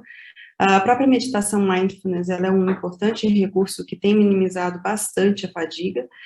O uso de acupuntura ou a terapia cognitivo-comportamental, algumas atividades físicas e até mesmo o uso de psicoestimulantes. No caso dos fogachos, eu destacaria o uso de psicotrópicos, como, por exemplo, a sertralina, a paroxetina, a venlafaxina, que vem diminuindo bastante esses eventos adversos. No caso da insônia, a gente também tem alguns aplicativos que foram desenvolvidos especificamente para essa população. O mindfulness também tem se mostrado muito efetivo, a terapia cognitivo-comportamental, e agora, mais recentemente, essa light therapy, que seriam uns óculos que emitem uma luz em que o paciente, é uma luz branca, né, e o paciente deveria fazer o uso, por exemplo, por 30 minutos, um uso diário por 30 minutos, no período da manhã, e esse recurso simples vem se mostrando também extremamente efetivo para o tratamento de fadiga e para o tratamento da obesidade, que é consequente do próprio uso da hormonioterapia. E algumas técnicas de relaxamento também têm ajudado bastante os nossos pacientes. No caso de sintomas emocionais, como a ansiedade, a depressão, o medo da recidiva ou da progressão do câncer, a terapia cognitivo-comportamental é uma das terapias mais bem aceitas pelo paciente com câncer de próstata. E no caso da função sexual, a gente vai discutir um pouquinho mais para frente. Bom, cerca de 60% dos nossos pacientes com câncer de próstata, ele vai apresentar algum estresse emocional em algum momento dessa trajetória do adoecimento em câncer de próstata. E 40% dos nossos pacientes vão apresentar sintomas clínicos de depressão, ou seja, que demandaria uma intervenção, seja ela com o uso de algum psicotrópico ou mesmo de alguma intervenção psicológica. E os principais fatores de risco são a idade jovem, a baixa renda e a própria agressividade da doença. Então, pacientes com Gleason 8 a 10 são pacientes com alto risco de algum estresse emocional ou mesmo de sintomas clínicos de depressão. Dentre os desafios das questões sexuais, a gente sabe que os tratamentos para câncer de próstata, qualquer tratamento, ele impacta diretamente no interesse sexual e na própria disfunção erétil do paciente. E os eventos adversos das drogas ou mesmo das outras terapias, como por exemplo a cirurgia ou a radioterapia, elas impactam diretamente na função sexual. Então, destacaria a incontinência urinária, nesse caso, né, os fogachos, a própria fadiga e a insônia. E o objetivo do tratamento em câncer de próstata é colocar a sexualidade e a qualidade de vida em um segundo plano. Poucos estudos eles avaliaram o efeito da enzalutamida na função sexual, até mesmo porque a enzalutamida ela é prescrita para pacientes que já foram castrados. Mas o que a gente observa é que a enzalutamida ela não piora a função sexual sobre o efeito da castração. O estudo de Tomball, que avaliou a enzalutamida como monodroga, ele utilizou alguns questionários, como, por exemplo, o ERTC-QLQ-C30 e o ERTC-QLQ-PR25, que é específico para câncer de próstata, e eles observaram que a qualidade de vida desses pacientes, ela ficou mantida nas 25 semanas. Houve um leve aumento na fadiga e uma moderada deteriorização da atividade sexual e da função sexual, comparando o baseline, né, o momento em que o paciente iniciou a droga, e 25 semanas depois. Já um estudo mais recente do Enzamed, a versão do PRO do Enzamed, eles utilizaram o questionário QLM-PR25 e eles observaram que a função sexual e a atividade sexual ela foi similar entre os pacientes tratados com enzalutamida versus os pacientes que estavam em alguma terapia, que estavam no braço controle. Dentre as abordagens terapêuticas existentes hoje para pacientes com câncer de próstata, a gente observa que 95% dos nossos pacientes vão ter algum benefício com alguma dessas opções. Então, por exemplo, as opções mais efetivas para essa população seria a terapia cognitivo-comportamental, intervenção psicoeducativa e psicoterapia breve e a terapia de casal. Elas se mostraram não só efetivas, mas também muito bem aceitas por essa população.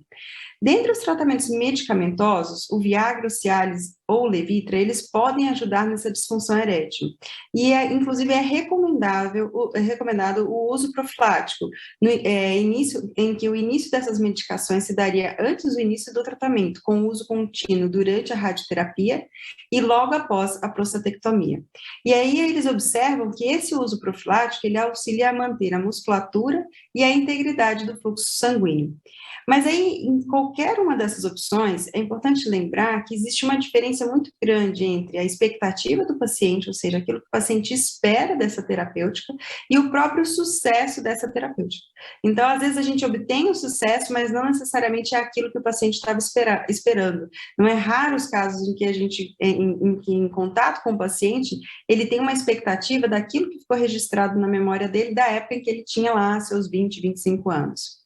Então, esse trabalho em conjunto, médico e a própria equipe de psicólogos é fundamental para que a gente consiga alcançar um melhor resultado para esse paciente. Então, minha sugestão seria, inserir na própria rotina do serviço uma avaliação de risco psicológico, em que a gente conseguiria também avaliar os efeitos do tratamento, como, por exemplo, a função sexual, a função urinária, a fadiga, os fogachos e a dor, e que a gente também conseguisse mensurar os sintomas emocionais, os mais comuns nessa população, que seria o medo de recidiva ou de progressão da doença, a ansiedade e a própria depressão. Isso iria facilitar a comunicação com a equipe, não só do médico com o paciente, mas também do psicólogo com o médico e com o próprio paciente, e ajudaria também no suporte, na escolha da melhor estratégia de intervenção terapêutica para essa população diante da queixa que é reportada por cada paciente. E isso ajudaria grandemente no manejo dos sintomas e nos ajudaria a alcançar essa efetividade no tratamento dos eventos adversos do câncer de próstata. Obrigada. Obrigado, Cristiane. Eu vou tecer, então, as considerações médicas finais a respeito desse tema. O primeiro ponto que eu acho fundamental é a gente diferenciar para o paciente o que é um câncer de próstata e o que são os outros tipos de tumores malignos. A palavra câncer é muito forte, o paciente carrega esse estigma com ele de ter um câncer, mas a gente tem que exemplificar para ele que esse câncer de próstata tem um curso de forma diferente de outros tumores, que hoje, com esses novos agentes antiandrogênicos, nós conseguimos cronificar muito essa doença, até o ponto de deixar o paciente vir a falecer de outra causa, mas que não do câncer de próstata. Então, esse é o primeiro ponto importante para tranquilizá-lo e para tê-lo mais perto do médico e da equipe multidisciplinar durante todo o tipo de tratamento que ele vai ser submetido. Acho muito importante também o acompanhamento por parte do urologista. O urologista é o médico que acompanha esse paciente desde antes do diagnóstico do câncer de próstata, durante o tratamento primário, durante a recidiva bioquímica, durante o aparecimento de doença metastática e por aí vai. Então, mesmo que acompanhe com outros colegas, e isso é necessário, acompanhar junto com o oncologista clínico, psicólogo, fisioterapeuta, preparador físico, outros colegas a respeito do tratamento da doença, é muito importante que o urologista permaneça sempre ao lado desse paciente para ele não se sentir abandonado e sentir que o tratamento está chegando no final de linha. Todos os estudos pivotais de aprovação dessas drogas, desses novos agentes antihidrogênicos em todos os cenários da doença, esses estudos pivotais, eles são bem claros nas tabelas de eventos adversos, quando eles comparam o braço que tomou o medicamento e com o braço que tomou só a ADT isolado e mais o placebo, que os eventos adversos são bastante semelhantes. As taxas de eventos adversos são bastante semelhantes nos dois grupos, ou seja, os eventos adversos acontecem pela própria doença de base, sobretudo pela adição do ADT de forma isolada, e quando a gente agrega essas novas medicações, a gente vê que talvez muito menos do que se imagina de eventos adversos são agregados a esse paciente. Então é muito importante que ele entenda isso, que ele seja explicado a ele que tais eventos adversos X, Y e Z podem acontecer e que, se acontecer, como a Cristiane já esmiuçou, existem vários tipos de terapias, tratamentos medicamentosos e comportamentais que esse paciente pode fazer e vencer esse obstáculo que tiver na frente dele. Então é muito importante o engajamento do paciente, que ele não se torne só um ser passivo em relação ao seu tratamento, que só toma medicação, que só comparece às consultas, mas num paciente que tenha uma forma muito ativa contra a sua doença, que ele participe do tratamento, fazendo as terapias, atividades físicas, tudo que seja determinado para ele, e que ele tenha esse engajamento é muito importante para que ele vença esses obstáculos. Então, muito importante tirar esses mitos que a doença é letal em 100% dos casos, que o evento adverso vai acontecer porque vai ser agregado algum tipo de medicação e que isso vai ser de difícil manejo. Não, o evento adverso pode acontecer, se acontecer, ele é de manejo por vários fatores, a gente pode manejar esses eventos adversos para melhorar a qualidade de vida do paciente e que a gente tenta cronificar essa doença e que ele não venha a falecer disso. Então, é muito importante o engajamento do paciente e desmistificar todos esses tópicos que nós esclarecemos até agora. Agradecer mais uma vez ao pessoal das telas o convite e estamos aqui à disposição no final para maiores discussões. Obrigado. Muito obrigada, doutora Cristiane Bergerot e doutor Felipe Lotti. Agora vamos à discussão da avaliação 360 do paciente. E eu vou explicar como vai funcionar essa parte da apresentação, ok? Bom, é o seguinte, lançaremos algumas enquetes e pedimos para que vocês votem na alternativa de sua preferência. A enquete aparecerá no mesmo lugar que a avaliação estava, aqui ó, bem embaixo da tela, sabe a transmissão? E os resultados serão discutidos aqui no palco daqui a pouco. Para tal discussão, gostaria de convidar de volta ao palco o Dr. Marco Sadi, que irá moderar a sessão. E para se juntarem a ele, Dr. Murilo Luz e Dr. Walter Costa, aqui no palco. E Dr. Fernando Meyer, Dr. Lucas Nogueira, Dr. Felipe Lotti e Dra. Cristina Bergerot, remotamente. Doutores, agora é com vocês.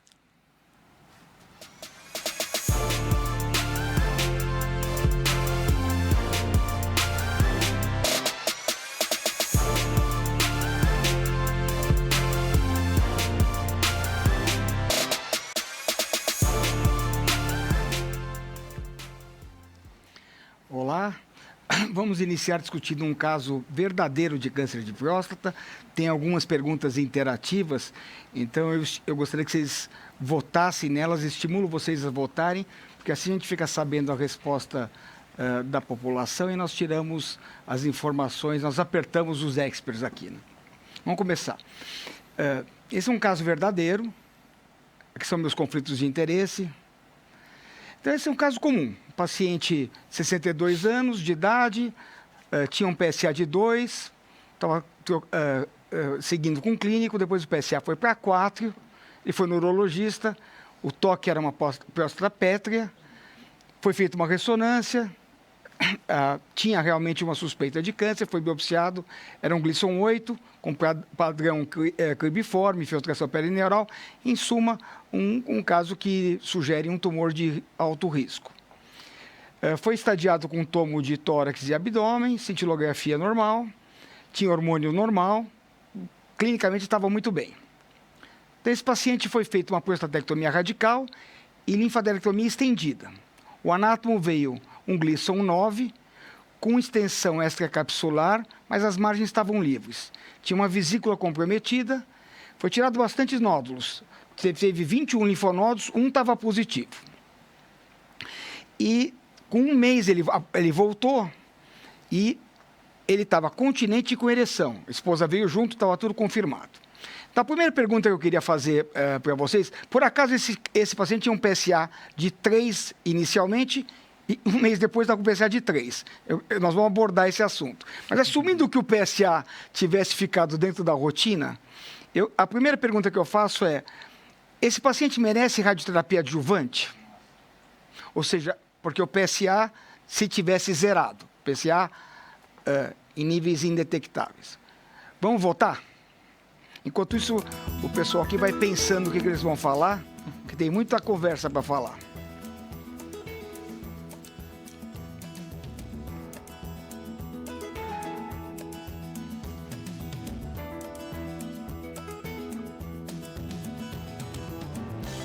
Vamos ver o que o pessoal pensa. Murilo, você já quer ir pensando no que você vai falar? Eu acho que você vai pensando alto, porque depende do que você falar, nós vamos ajustar, né, a resposta. Vamos lá. Eu acho que, assim, o caso linfonodo positivo, né, na cirurgia com PSA zerado no pós-operatório, talvez seja a maior discussão que a gente tem em oncologia. Eu sempre digo que você tem um tumor board que está meio desanimado, você traz um caso com linfonodo positivo operado com PSA zerado, porque qualquer coisa está valendo, né? Você pode observar, você pode fazer radioterapia, você pode fazer... Ó, o pessoal aí achou que não merecia radioadjuvante, mas vamos lá. Bom, deixa eu dar uma parte. O pessoal achou que não deve fazer radioadjuvante, porque na sua aula você falou que os estudos atuais sugerem que a radioterapia de resgate precoce é boa. Esse que foi falado. Isso. E essa é a meta-análise artística que mostrou isso. Perfeito. Só que ela não incluiu esse tipo de paciente. Isso, na verdade só tinha um dos estudos que tinha 5% de pacientes com linfonodos positivos. Então como é que a gente conduz esse? Não dá para levar. Aqui a gente tem um paciente com linfonodo positivo, então isso muda tudo. Vamos assumir que ele fosse PSA zerado, não tivesse esse 3 de PSA no pós-operatório. A gente não tem nenhum dado prospectivo para dizer que esse paciente precisa de qualquer tratamento. Talvez o melhor dado que a gente tenha seja ainda daquele estudo do Abdullah, né, com o Brigante de último autor lá em 2014, que tentou, de maneira retrospectiva, achar quem que era o melhor paciente que tinha linfonodos, né, se esse paciente merecia ou não. E parece que talvez esse paciente aqui, que é um T3B, com até 2 linfonodos, né, que era o que aparecia naquele estudo, foi estatisticamente significante a adição de radioterapia. Então, é possível. De novo, não é nível 1 de evidência. Se você acompanhar um paciente com linfonodo positivo sem nenhum tratamento adicional, você não está errado também. E, claro, o único nível 1 de evidência que a gente teria ainda é o bom e velho trabalho do Messi, né? Que tem todas as suas críticas, mas é o único trabalho prospectivo que mostrou que esses pacientes, na verdade, precisariam de hormonioterapia ad eterno no pós-operatório. E o que eu sempre digo é que o único trabalho prospectivo que a gente tem nesse cenário é o trabalho do Messi e provavelmente é a única coisa que a gente não faz, né? Porque a gente muito raramente faz hormonioterapia. Uma situação era ímpar, né? É uma situação... O que você acha, Walter? Esse paciente foi operado, falou, acho que dá errado, isso aqui deve ser 0,3 e não 3, tá? Vamos repetir o PSA? Não, piorou, 3, é o mesmo número, piorou um pouco. Uma coisa que chama atenção aqui é o número de linfonodos ressecados, acho que vale a pena destacar, foi uma linfadenectomia bem feita, né? Então foram 21 linfonodos, somente um positivo. O Murilo comentou na aula dele a respeito de pacientes com uma densidade linfonodal baixa, como é o caso aqui, então somente um de 21. Você poderia eventualmente tratá-lo e deixá-lo somente na cirurgia, não haveria necessidade de uma adjuvância. Agora, partindo desse PSA que você está me mostrando agora, o PSA dele de 3,5, então, Gleason 9, que a gente sabe que muitos deles têm um fenótipo de não produzir tanto PSA. Associado aí a uma extensão extraprostática grosseira, mais doença linfonodal, isso aí é metástase, né? Isso é doença metastática. Mas é localizada ou é sistêmica? Sistêmica, né? Sistêmica. Bom, esse paciente repetiu a cintilografia, que deu normal, naquela época não tinha toda... Esse é um paciente que tem uma história longa. fez uma ressonância, foi dado como normal, ele foi discutir o caso na radioterapia. Falou, não, acho que nós podemos resgatar essa conversa. Resposta curta e seca. De acordo ou não com o radioterapeuta? Sim ou não? Só sim ou não? Não. Não. Sim ou não? Não. Não. Ô, Lucas, sim ou não? Nesse caso, nesse Resgatar cenário. Resgatar não, beneficiar pode ser. Tá bom. Felipe, sim ou não? Só sim ou não? Não, como os colegas falaram, não. Nesse momento, não. Não. Bom, mas ele fez. Ele fez a radioterapia com hormônio de curta duração. Tolerou bem, foi tudo bem.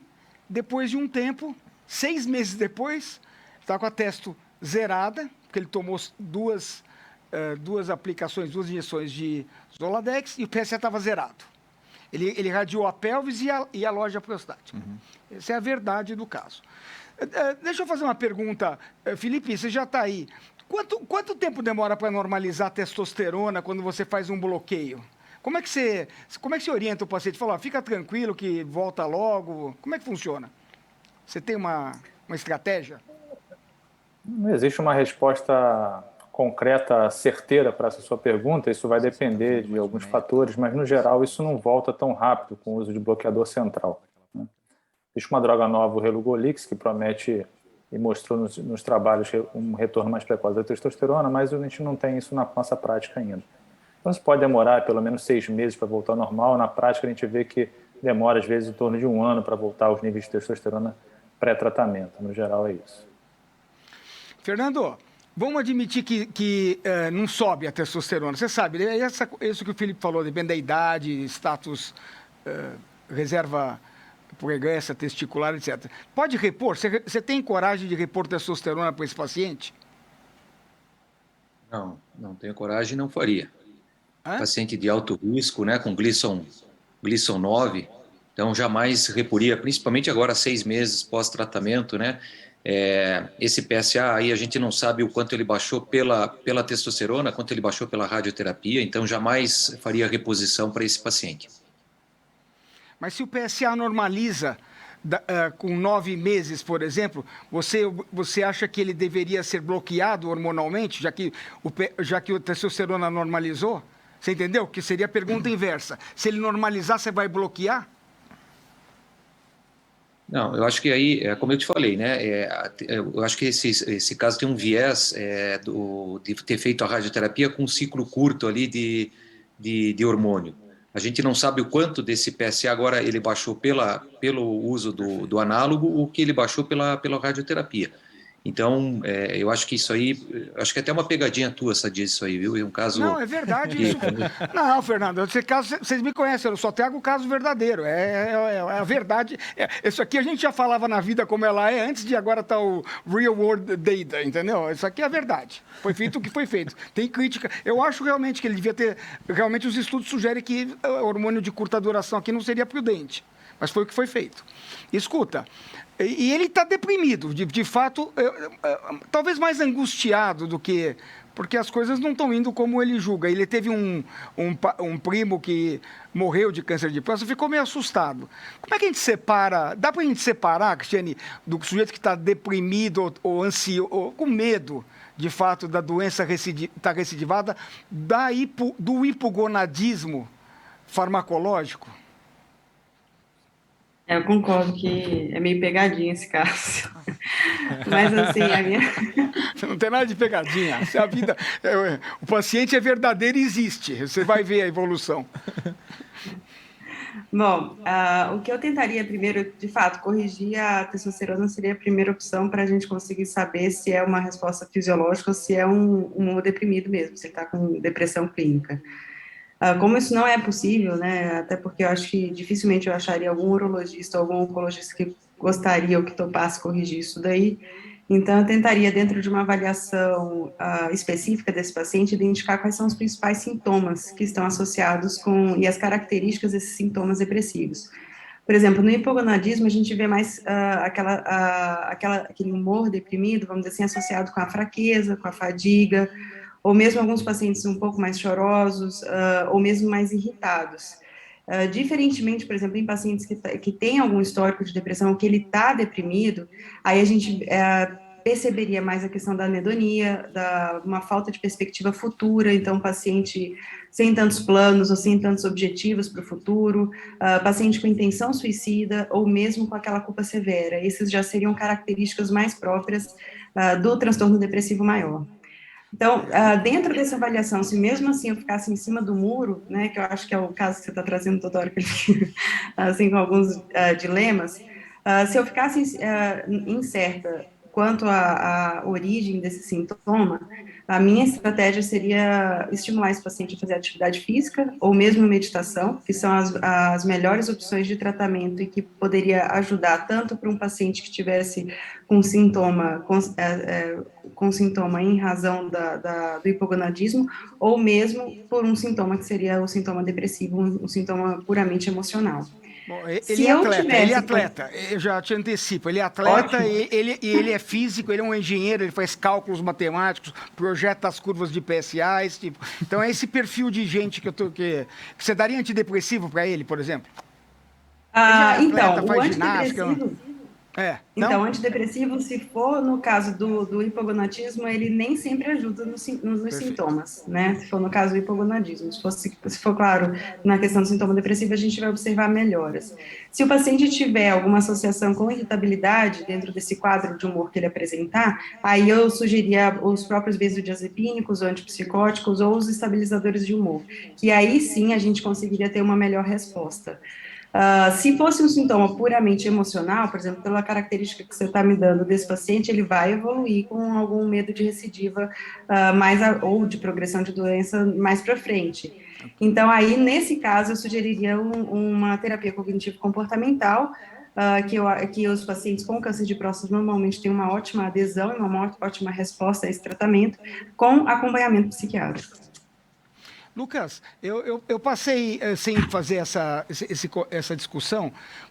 Você lembra de casos, por exemplo, que a cirurgia foi errada? Por exemplo, o sujeito entrou no plano errado e dissecou, por exemplo,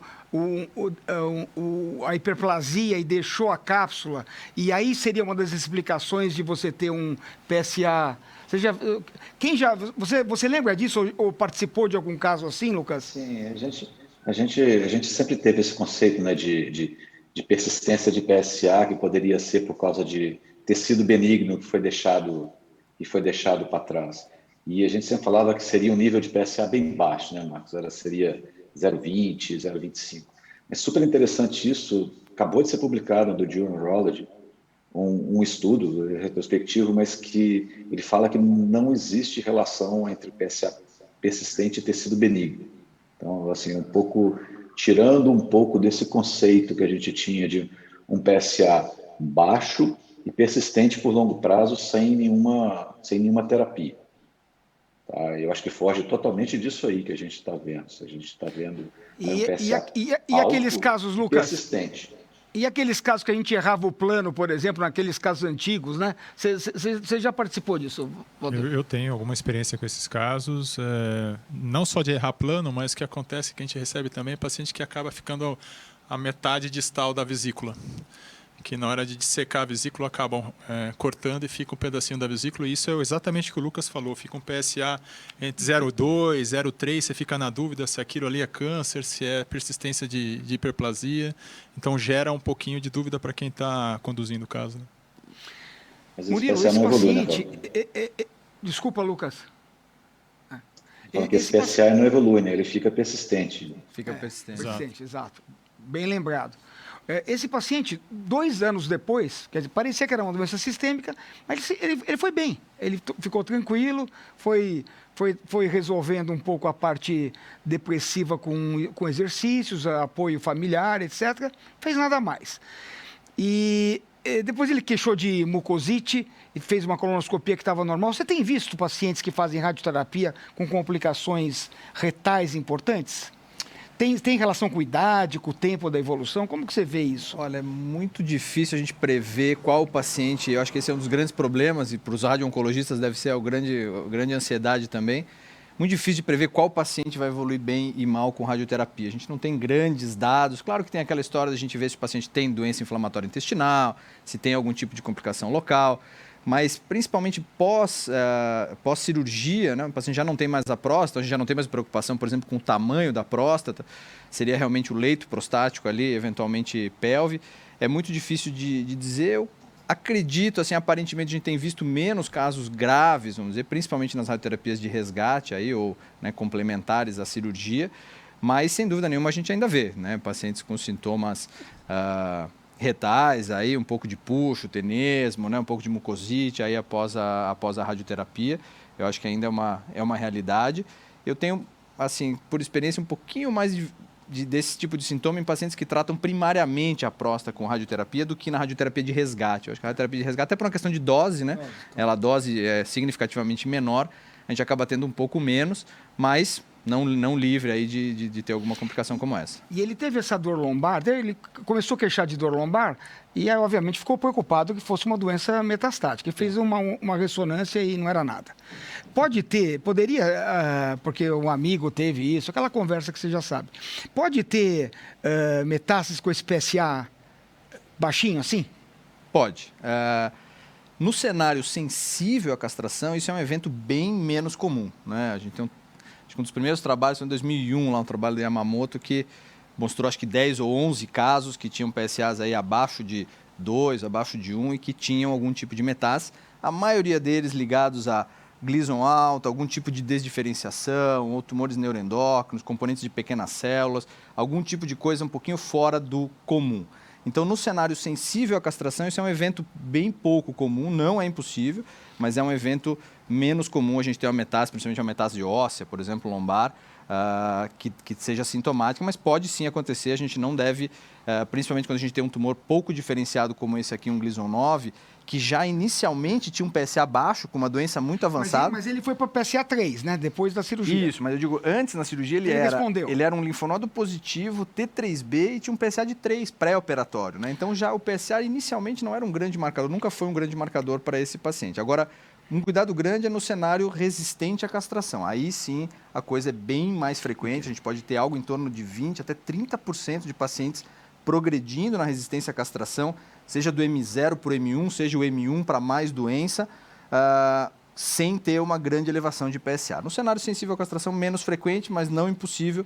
No cenário resistente à castração, muito cuidado com esses pacientes, mesmo com PSA estável, eles precisam receber imagem aí de maneira regular. Eu ia perguntar isso para quem está assistindo. Vamos ver, faz essa enquete, se todo mundo concorda com o que o Murilo estava falando. Esse é um caso, obviamente que é um tumor de alto risco, Gleason 9 produz pouco PSA, mas é esquisito ter doença... Você vai testar se eu convenci as pessoas, é isso? Basicamente esse é o interesse. Se as pessoas disserem não, vai ficar em situação difícil. Bom... Senão você entrega. Não. Na coluna não tinha... Vamos ver o que a população fala. Vamos ver o que a população fala. Você falou bonito, mas não sei se você convenceu o povo. É assim, Meyer, é só na pegadinha aqui. Você responde, depois Fernando ele faz a pergunta. Prepara, viu? Você responde, depois ele faz a pergunta para as pessoas. Se disserem que não, estou em maus lençóis aqui.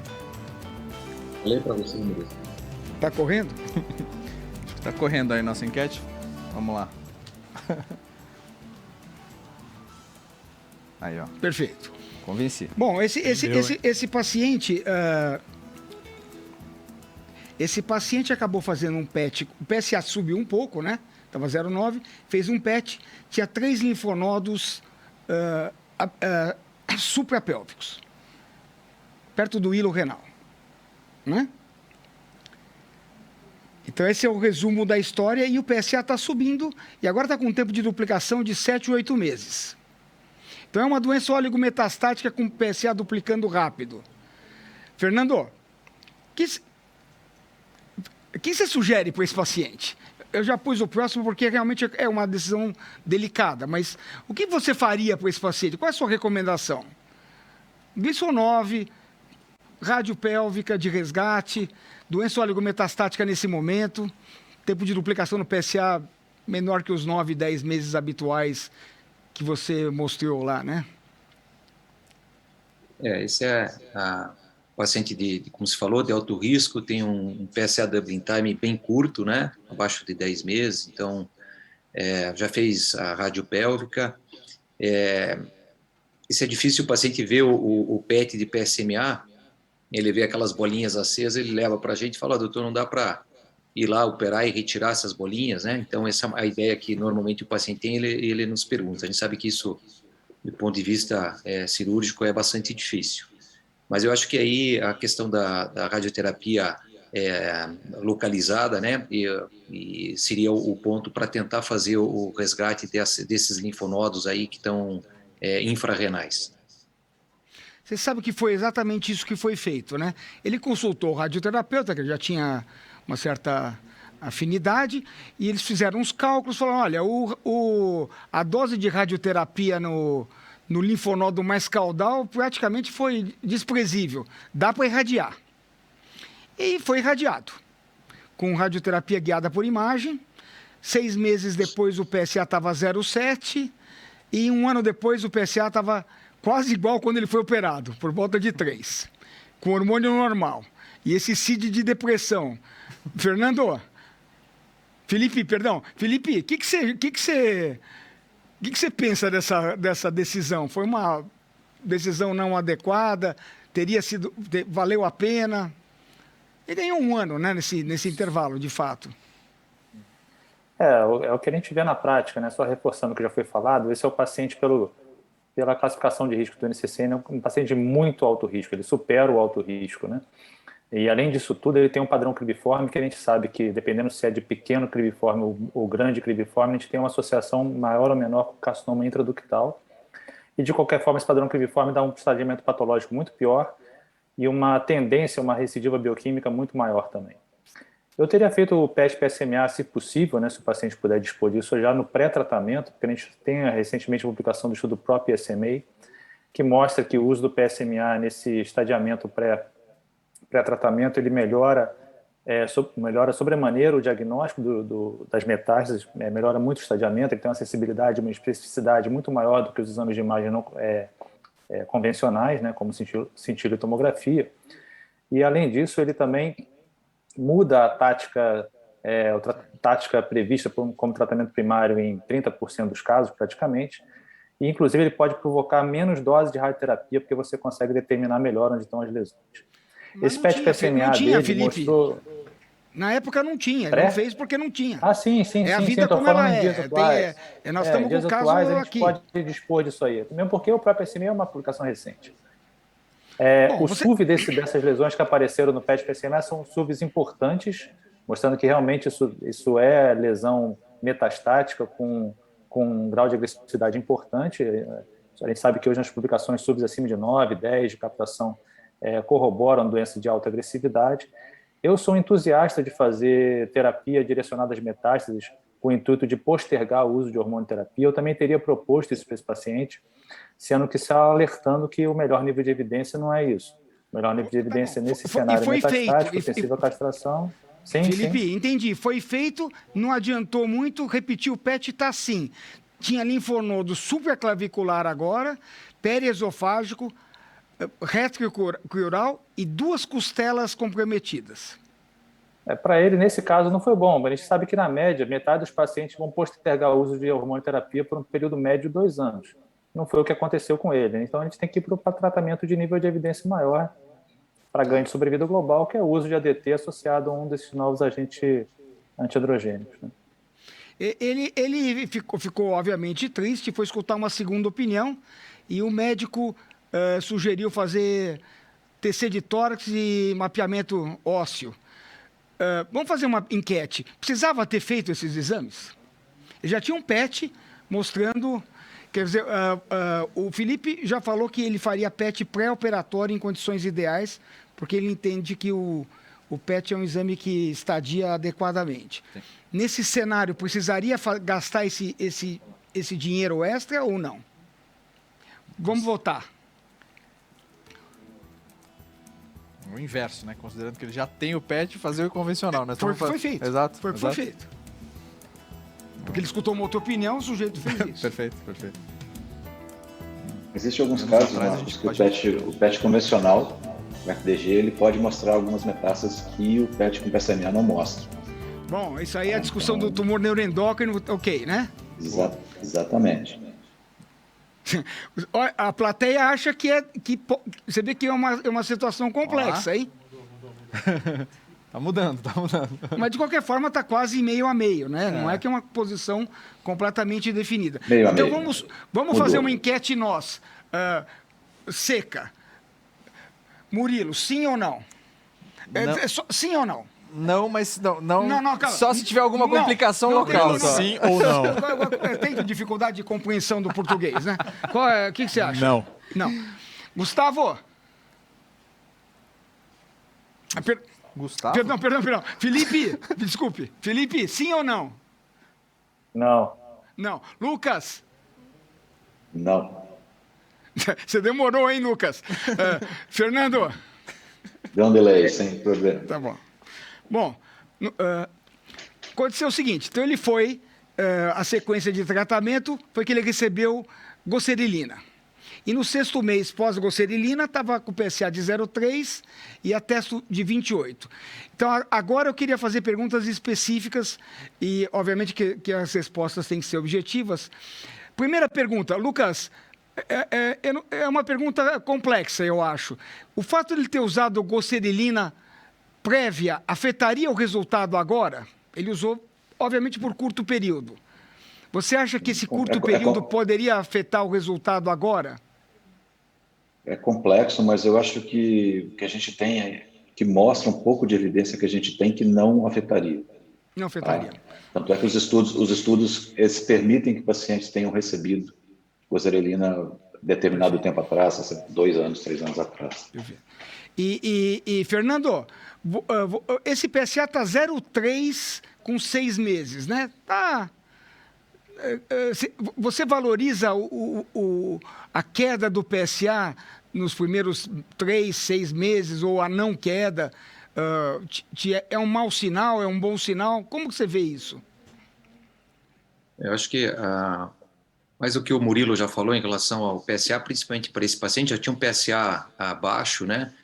E desde o início, então é um paciente que a gente tem que cuidar um pouquinho com essa análise do PSA. Eu falei desde o início que era uma pegadinha, eu até acho agora que é uma pegadinha. O paciente que tinha um Gleason 8, tinha um PSA baixo, fez radioterapia, fez um ciclo curto de hormônio e ficou 3 anos sem recidivar. Então, eu estou te falando que tem pegadinha exatamente por causa disso. Eu valorizo aí o PSA, e exatamente como o Murilo falou, nesse paciente eu vou valorizar um pouco menos o PSA. O paciente já tinha um PSA baixo desde o início.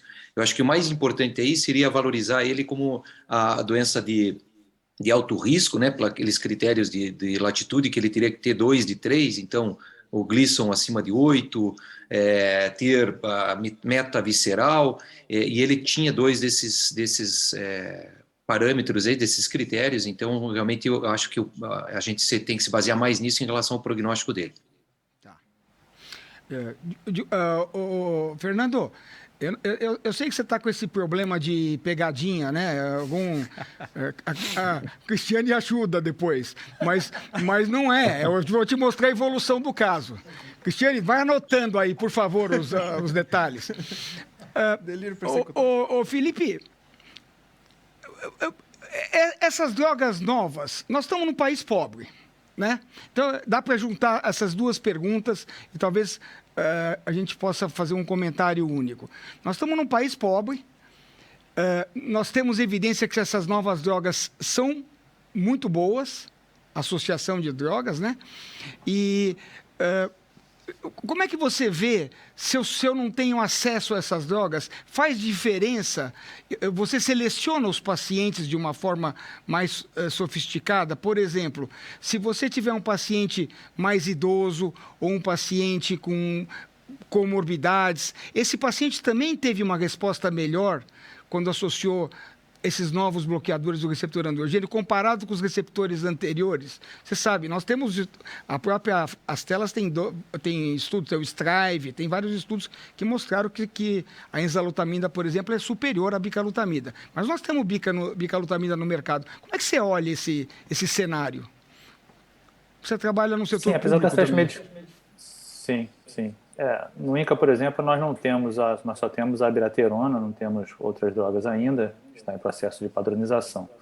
Realmente no serviço público, alguns hospitais fica difícil fazer, mas o próprio estudo Strive e o Terrain já mostraram que não tem muita comparação dessas novas drogas com bicalutamida, por exemplo.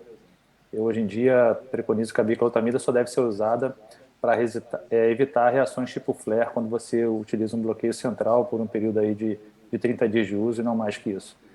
A gente utilizava no passado o bloqueio androgênico máximo porque não tinha essas novas drogas e o que a gente via era que o PSA baixava por uns 2, 3 meses, depois voltava a subir com a bicalutamida e a ADT, e aí a gente fazia a retirada da bicalutamida, que a gente chamava de síndrome de retirada, né?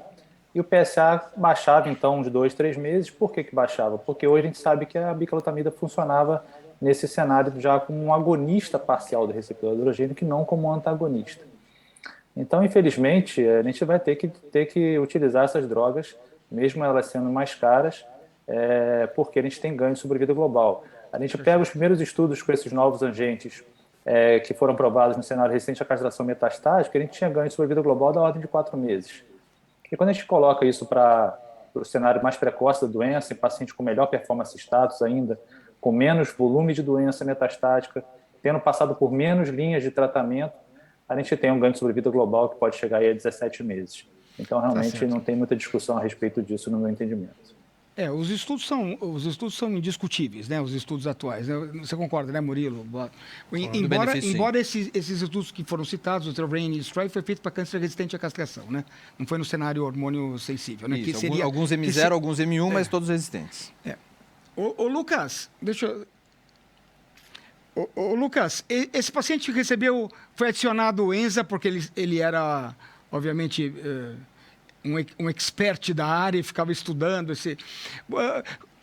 nesses estudos que o Felipe citou, de situação que é hormônio sensível, quando você vai ver o estudo, eles são M1, não é isso? Mas você sabe dizer para mim quantos desses pacientes eram M1A? Porque a pergunta que eu fiz ao Felipe é se haveria condição de você selecionar pacientes. Então, eu perguntaria, se esse paciente não tivesse as duas lesões ósseas, ele teria um conjunto de linfonodos gigantes, grandes, extrapélvicos, mas sem doença hematogênica, sem doença óssea. Esse paciente, a gente pode dizer que ele tem o mesmo benefício que o paciente que era M1B? A gente sabe qual é o percentual de pacientes com linfonodos only nesses estudos? Depende muito do estudo, mas é pequena a porcentagem, tá? Em torno de 5%, 5 a 10%, se não me engano. Mas houve um benefício também nesses pacientes também com doença linfonodal 1. E isso é importante a gente estar falando, porque muitas das vezes a gente pensa que esses pacientes com doença linfonodal, retroperitoneal, que é o M1A, tá? Talvez a gente não encare ele com a mesma, não seja seriedade, mas com o mesmo ímpeto do que a doença óssea ou mesmo a doença visceral. Então, esses pacientes também têm que ser tratados com o mesmo ímpeto. É doença metastática e a gente está vendo claramente nesse exemplo aí da importância da doença. Tá. E me fala um negócio, Murilo, quantos pacientes tinham doença, eu não sei se tem... Aqui essa pergunta o Lucas já esgotou, né? Lucas, aproveito só para voltar. Tem alguma relação da cinética com... Como é que é a cinética? Com alimento? Você falou que a gente toma... Como que a gente dá a droga? Tem alguma orientação sobre isso que é importante para o urologista? Então, depende da droga. Depende da droga. Na enzalutamida, como que você orienta? Não, na enzalutamida não tem relação com a cinética do alimento. Tá. Pode ser tomada com estômago cheio ou vazio, é diferente da abiraterona, que tem que ser tomado com estômago vazio, em jejum e também um tempo depois para permitir um pouco de esvaziamento gástrico. Mas das enzalutamida das outras drogas, não. Eu queria Murilo, eu queria que você pensasse na pergunta 4, que é se você entende que nesses estudos o percentual de doença com a próstata não tratada foi por volta de 70%, a maioria dos estudos. E um terço 40%, tinha sido tratado. Esse que é o número dos estudos. Você vai pensando se você acha que tem diferença de resposta para cada um desses pacientes. Enquanto eu pergunto para o Walter, como é que esse paciente, por exemplo, já estava com PSA de 0,3, aí eu acrescento enzalutamida, quer dizer, como é que você avalia o papel real da adição da enzalutamida no monitoramento da doença? Eu acho que nesse paciente específico, independente do valor do PSA, Sadi, assim, ele era um paciente com Gleason 9, que passou por pelo menos 2 linhas de tratamento, PSA doubling time bastante curto. Então, acho que o valor do PSA de 0,3 para mim não é algo tão relevante, que eu levaria tanto em consideração, não. Eu adicionaria, sim, eu acho que é um caso que vai ter benefício da adição da enzalutamida. E eu entraria, sim, nesse momento, se não mais precocemente. Talvez eu já tivesse entrado antes. Quanto que a gente deve introduzir esses medicamentos? Assim que você entrar com bloqueio central... Concomitante. Concomitante. E pode fazer como foi feito aqui, mais tardio? Aqui foi um problema de acesso, então foi adiando. Né? Não é o ideal, né? Mas, não é. Mas poder pode. Aqui você pode até questionar, falar, poxa, mas o PSA dele abaixou e ele está sem sintoma. Eu posso esperar progredir. Mas você pode estar perdendo uma janela de oportunidade de tratar ele mais precocemente também. Tem evidência que se eu esperasse 6 meses seria pior?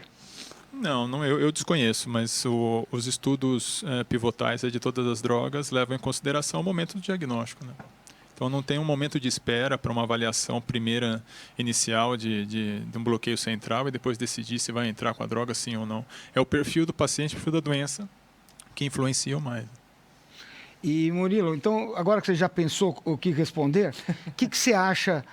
Você participou de vários ensaios similares, etc.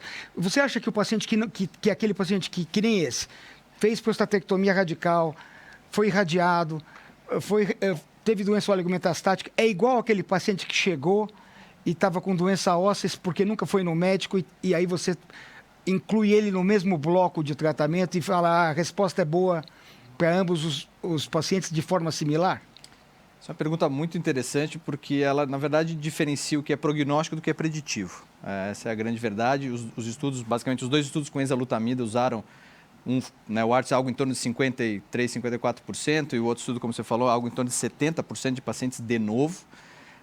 Isso não fez parte da primeira publicação, mas na ASCO-GU desse ano, na verdade, teve uma análise ad hoc do estudo ARTS mostrando que tanto pacientes de novo quanto pacientes previamente tratados tinham um hazard ratio muito parecido, pequena diferença ali de 0,02, 0,03 de diferença de hazard ratio, ou seja, ambos os pacientes se beneficiaram da adição de enzalutamida, no caso, seja ele M1, seja ele M0 inicial e depois desenvolvendo metástase. A questão é, obviamente, o paciente de novo metastático tem pior prognóstico quando comparado diretamente com o paciente que é recidivado. Isso definitivamente é diferente. O paciente vai ter um prognóstico geral pior. Isso não quer dizer que isso é um valor tem um papel preditivo de resposta à droga. Ou seja, mesmo que ele tenha uma doença de novo, ele vai se beneficiar da medicação, mas o prognóstico geral da doença de novo, sem dúvida nenhuma, é pior do que da doença recidivada. Se esse paciente progredir, nós estamos com o tempo praticamente esgotado, se esse paciente progredir, nós trocamos usamos uma outra droga nova ou não? Sim ou não? Fernando, sim ou não? Ou passamos para outra linha de tratamento? Outro agente hormonal novo, segunda geração, não. Passaria para outra linha. Perfeito. Lucas, algo a adicionar ou não? Não, acho que passar para outra linha de tratamento seria a melhor estratégia nesse momento, a partir de uma falha, principalmente com a falha de enzalutamida. Concorda, Felipe? Sim, sigo o relator aí. Tá bom. Bom, esse paciente mandou uma mensagem no começo do ano. Viu, Fernando? Ele tá vivo e bem. É fake? O que ele escreveu? Torsadinho, os resultados da testosterona, ele é matemático. Ele tá 0,01 e 15 de testo, sem efeito colateral da enzalutamida. Eu gostaria de agradecer a excelência dos comentários, A gente aprende muito nessas reuniões. Agradecer às telas pelo convite, agradecer a associação com a SBU. Foi um prazer muito grande estar aqui com todos vocês. Muito obrigado a todos. Muito obrigada, doutores, pela participação e muito boa noite. E muito obrigada para vocês também, novamente, doutores. E eu me despeço de vocês agora. Agradeço a participação de todos vocês, pelo carinho, pela atenção. E antes de encerrarmos, eu convido ao palco Raquel Rodrigues, coordenadora de marketing, oncologia às telas, e Daniele Leão, diretora de unidade de negócios oncologia e hematologia às telas.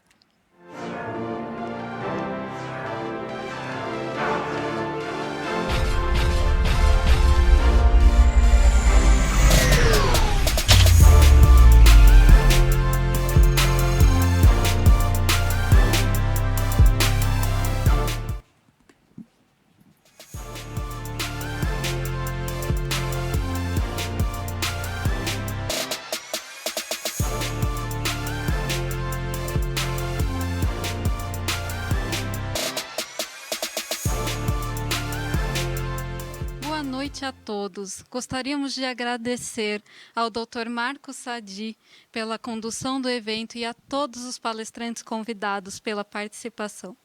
Esperamos que tenham apreciado as palestras que, embora curtas, trouxeram uma grande riqueza de conteúdo para beneficiarmos cada vez mais pacientes. Não é mesmo, Daniele? É isso aí, Raquel. Nós, das telas, temos como objetivo transformar os cuidados de saúde utilizando a ciência para gerar valor para os pacientes. Acreditamos que a urologia tem papel essencial no cuidado ao paciente com câncer de próstata e manteremos nossa parceria com a Sociedade Brasileira de Urologia e com cada um de vocês para juntos transformarmos vidas. Obrigada e boa noite. Boa noite.